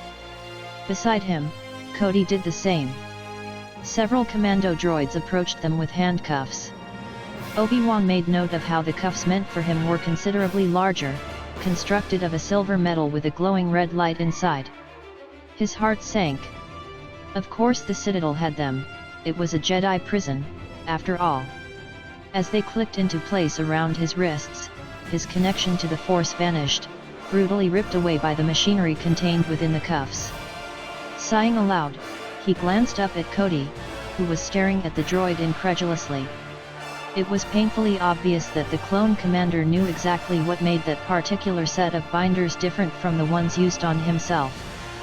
"That's right, Commander," came Sabak's sneering tone, "your Jedi friend isn't going to have access to his precious Force for a long time, thanks to you." "It's all right, Cody," Obi-Wan said in an undertone, "this is not your fault." Nodding a farewell to his men, he let himself be shoved forwards down the hallway by the droids. Everything was quiet. Ahsoka would have been surprised, but she figured it would be better to appreciate the silence. It meant that no one had been discovered yet, which meant that the mission was going well so far, hopefully. She desperately wanted to follow Obi-Wan deeper into the Citadel, but she couldn't exactly abandon Fives and Echo here, and someone needed to stay in the tunnel to keep watch. It made sense, but... Ahsoka let out a quiet sigh, leaning back against the metal wall. Next to her, the two clones were quiet but aware, looking down both sides of the entry point for signs of movement. Their post was precarious at best, being the three of them crammed in the entrance of the ventilation shaft which Obi-Wan had entered through, peering through a 3x3 grate at the cylindrical hole in the metallic wall of the prison fortress. Personally, Ahsoka didn't mind the post, but she could feel her two companions' resentment growing by the minute. It was uncomfortable, to be sure, but they were the only available backup for Obi-Wan's team should anything go wrong. "Looks clear to me, Commander," Fives said softly, turning back around to face her. His voice betrayed none of the boredom that Ahsoka felt emanating from his presence, and she felt a stab of jealousy. Ahsoka nodded at him, forcing a smile onto her face. It was just quiet. Too quiet. Closing her eyes, she reached out into the Force, sending her consciousness up the bond she shared with Obi-Wan. She was expecting it to be a faint signal, cut off by the distance and focus of the mission, but what she didn't count on was the darkness there. Screams of pain greeted her, cries telling of death and destruction, voices that she hadn't heard since Mortis. Terror building inside of her, she broke off the connection with a start, eyes flying open to see Echo's worried gaze. She waved him away. It was nothing, just the tricks of the Citadel, she told herself. Jedi had died here, many Jedi. The place was Crif-Fing haunted. It was nothing. Heart in her throat, she refocused on the mission. Just at that moment, an alarm cut through the air, emanating from the open hole in the side of the prison fortress. Ahsoka jumped to her feet in surprise, heart thundering in her chest. "What was that?" Echo asked, eyes wide, peering through the open entry point. Fives tapped him on the shoulder and made a point of putting on his helmet. Nodding, Echo mirrored the movement. Both had to duck down significantly to keep from banging their helmets on the low ceiling. "I'm not sure," Ahsoka said, looking around as well. There was no sign that they'd been spotted, there wasn't a droid in sight. There was always the chance that Master PLO or Obi-Wan were the cause, not to mention the patrols spread across the length of the tunnel from the ship to the Citadel itself. All of them were at risk. Ahsoka pulled her COMM link up to her mouth and pressed the button to connect her to Master PLO's channel. "Ahsoka." She let out a quiet sigh of relief. "Master PLO," she replied. "The alarm just went off here." "What happened? Were you discovered?" "No, little Sokka," came PLO's reply, worry is evident in his voice. "They haven't spotted us by the landing pad." Exhaling, Ahsoka leaned back against the wall. If PLO hadn't been discovered, then it was even more likely that Obi-Wan was. She sighed heavily, fully aware of Echo and Fives listening in over her shoulder. Just then, Obi-Wan's channel activated, overriding the conversation. "There are battle droids below us," came her Grand Master's soft exclamation. "They appear to be heading your way. Stay sharp." Ahsoka exchanged a glance with Fives, who was closest to her. There were indeed footsteps approaching, metallic footsteps at that. Echo moved as far back into the shaft as he could, his head tilted at an odd angle in order to avoid hitting his helmet on the wall. As quietly as she could, Ahsoka withdrew from her perch above the vent, nearly falling as she moved towards Echo. He reached out and gripped her arm as she lost her balance. They were clear of being spotted, at least for the moment. The downside was that she could no longer see. Fives, however, could. "They've found the entrance," he stated flatly. Struggling not to show her dismay, the sound of blaster fire reached her ears. Screams of dying clones echoed through the hole in the wall, magnified by all the metal and stone. "Ahsoka," Master PLO's voice filled the air and Ahsoka hastily clapped a hand over the comlink's speakers to muffle the sound. "Yes, Master," she whispered back. "We're overrun, I'm falling back to the pipely." The Keldor's voice cut out, fizzling as though his COMM link had suffered some sort of impact. "Master PLO." Ahsoka hissed, "Master." Her COMM link bleeped and Obi-Wan's channel opened, echoes of blaster fire clearly audible in the silence surrounding her. Desperate for news, Ahsoka's words came out in a rush. "Master, they're all around us." Obi-Wan's voice was distorted. Stay put, Ahsoka, do not engage. Engage the enemy? No, that's not what she had in mind. She wanted to help, sprint up the nearest corridor and up all the levels until she could help her Grand Master. She didn't want to be alone, leading 2 clones while both masters were in battle. But Master PLO is overrun, the droids are in the tunnels. It was all she could do to keep the whine out of her voice. Control yourself, Ahsoka, she chided herself, you can do better. There was a pause and all she could hear was the muted blaster fire, barely audible over the thundering roar of footfalls below. She hardly dared to breathe until the static-filled reply came through. That was the plan, Ahsoka. He needs to be the distraction so that we can continue the mission. This was heavily implied and it was all she could do to stop herself from becoming overly defensive. She took a long breath through her nose and sighed. All right. Calm yourself. I understand, Master. We'll hold position. Ahsoka out. So we just wait? Fives asked, having listened to the entire conversation. What if it was the extraction team that was discovered? Ahsoka sighed. It didn't seem like it was, she replied. They're all right, I'm sure of it. She had to be sure of it. She'd already lost her master, she couldn't possibly lose anyone else now, not like this. Focus. We'll just have to wait here for now, Ahsoka continued. Master PLO or Kenobi will contact us once we need to move. Fives and Echo nodded. In the Force, however, neither of them seemed convinced.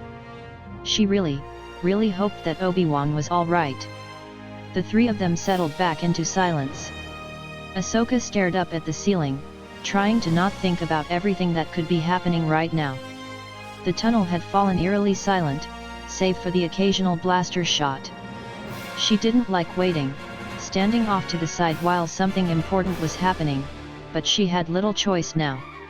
She didn't know how much time passed before the Force shuddered. Ahsoka frowned and pulled herself upright. Sir? Echo asked, tilting his head slightly.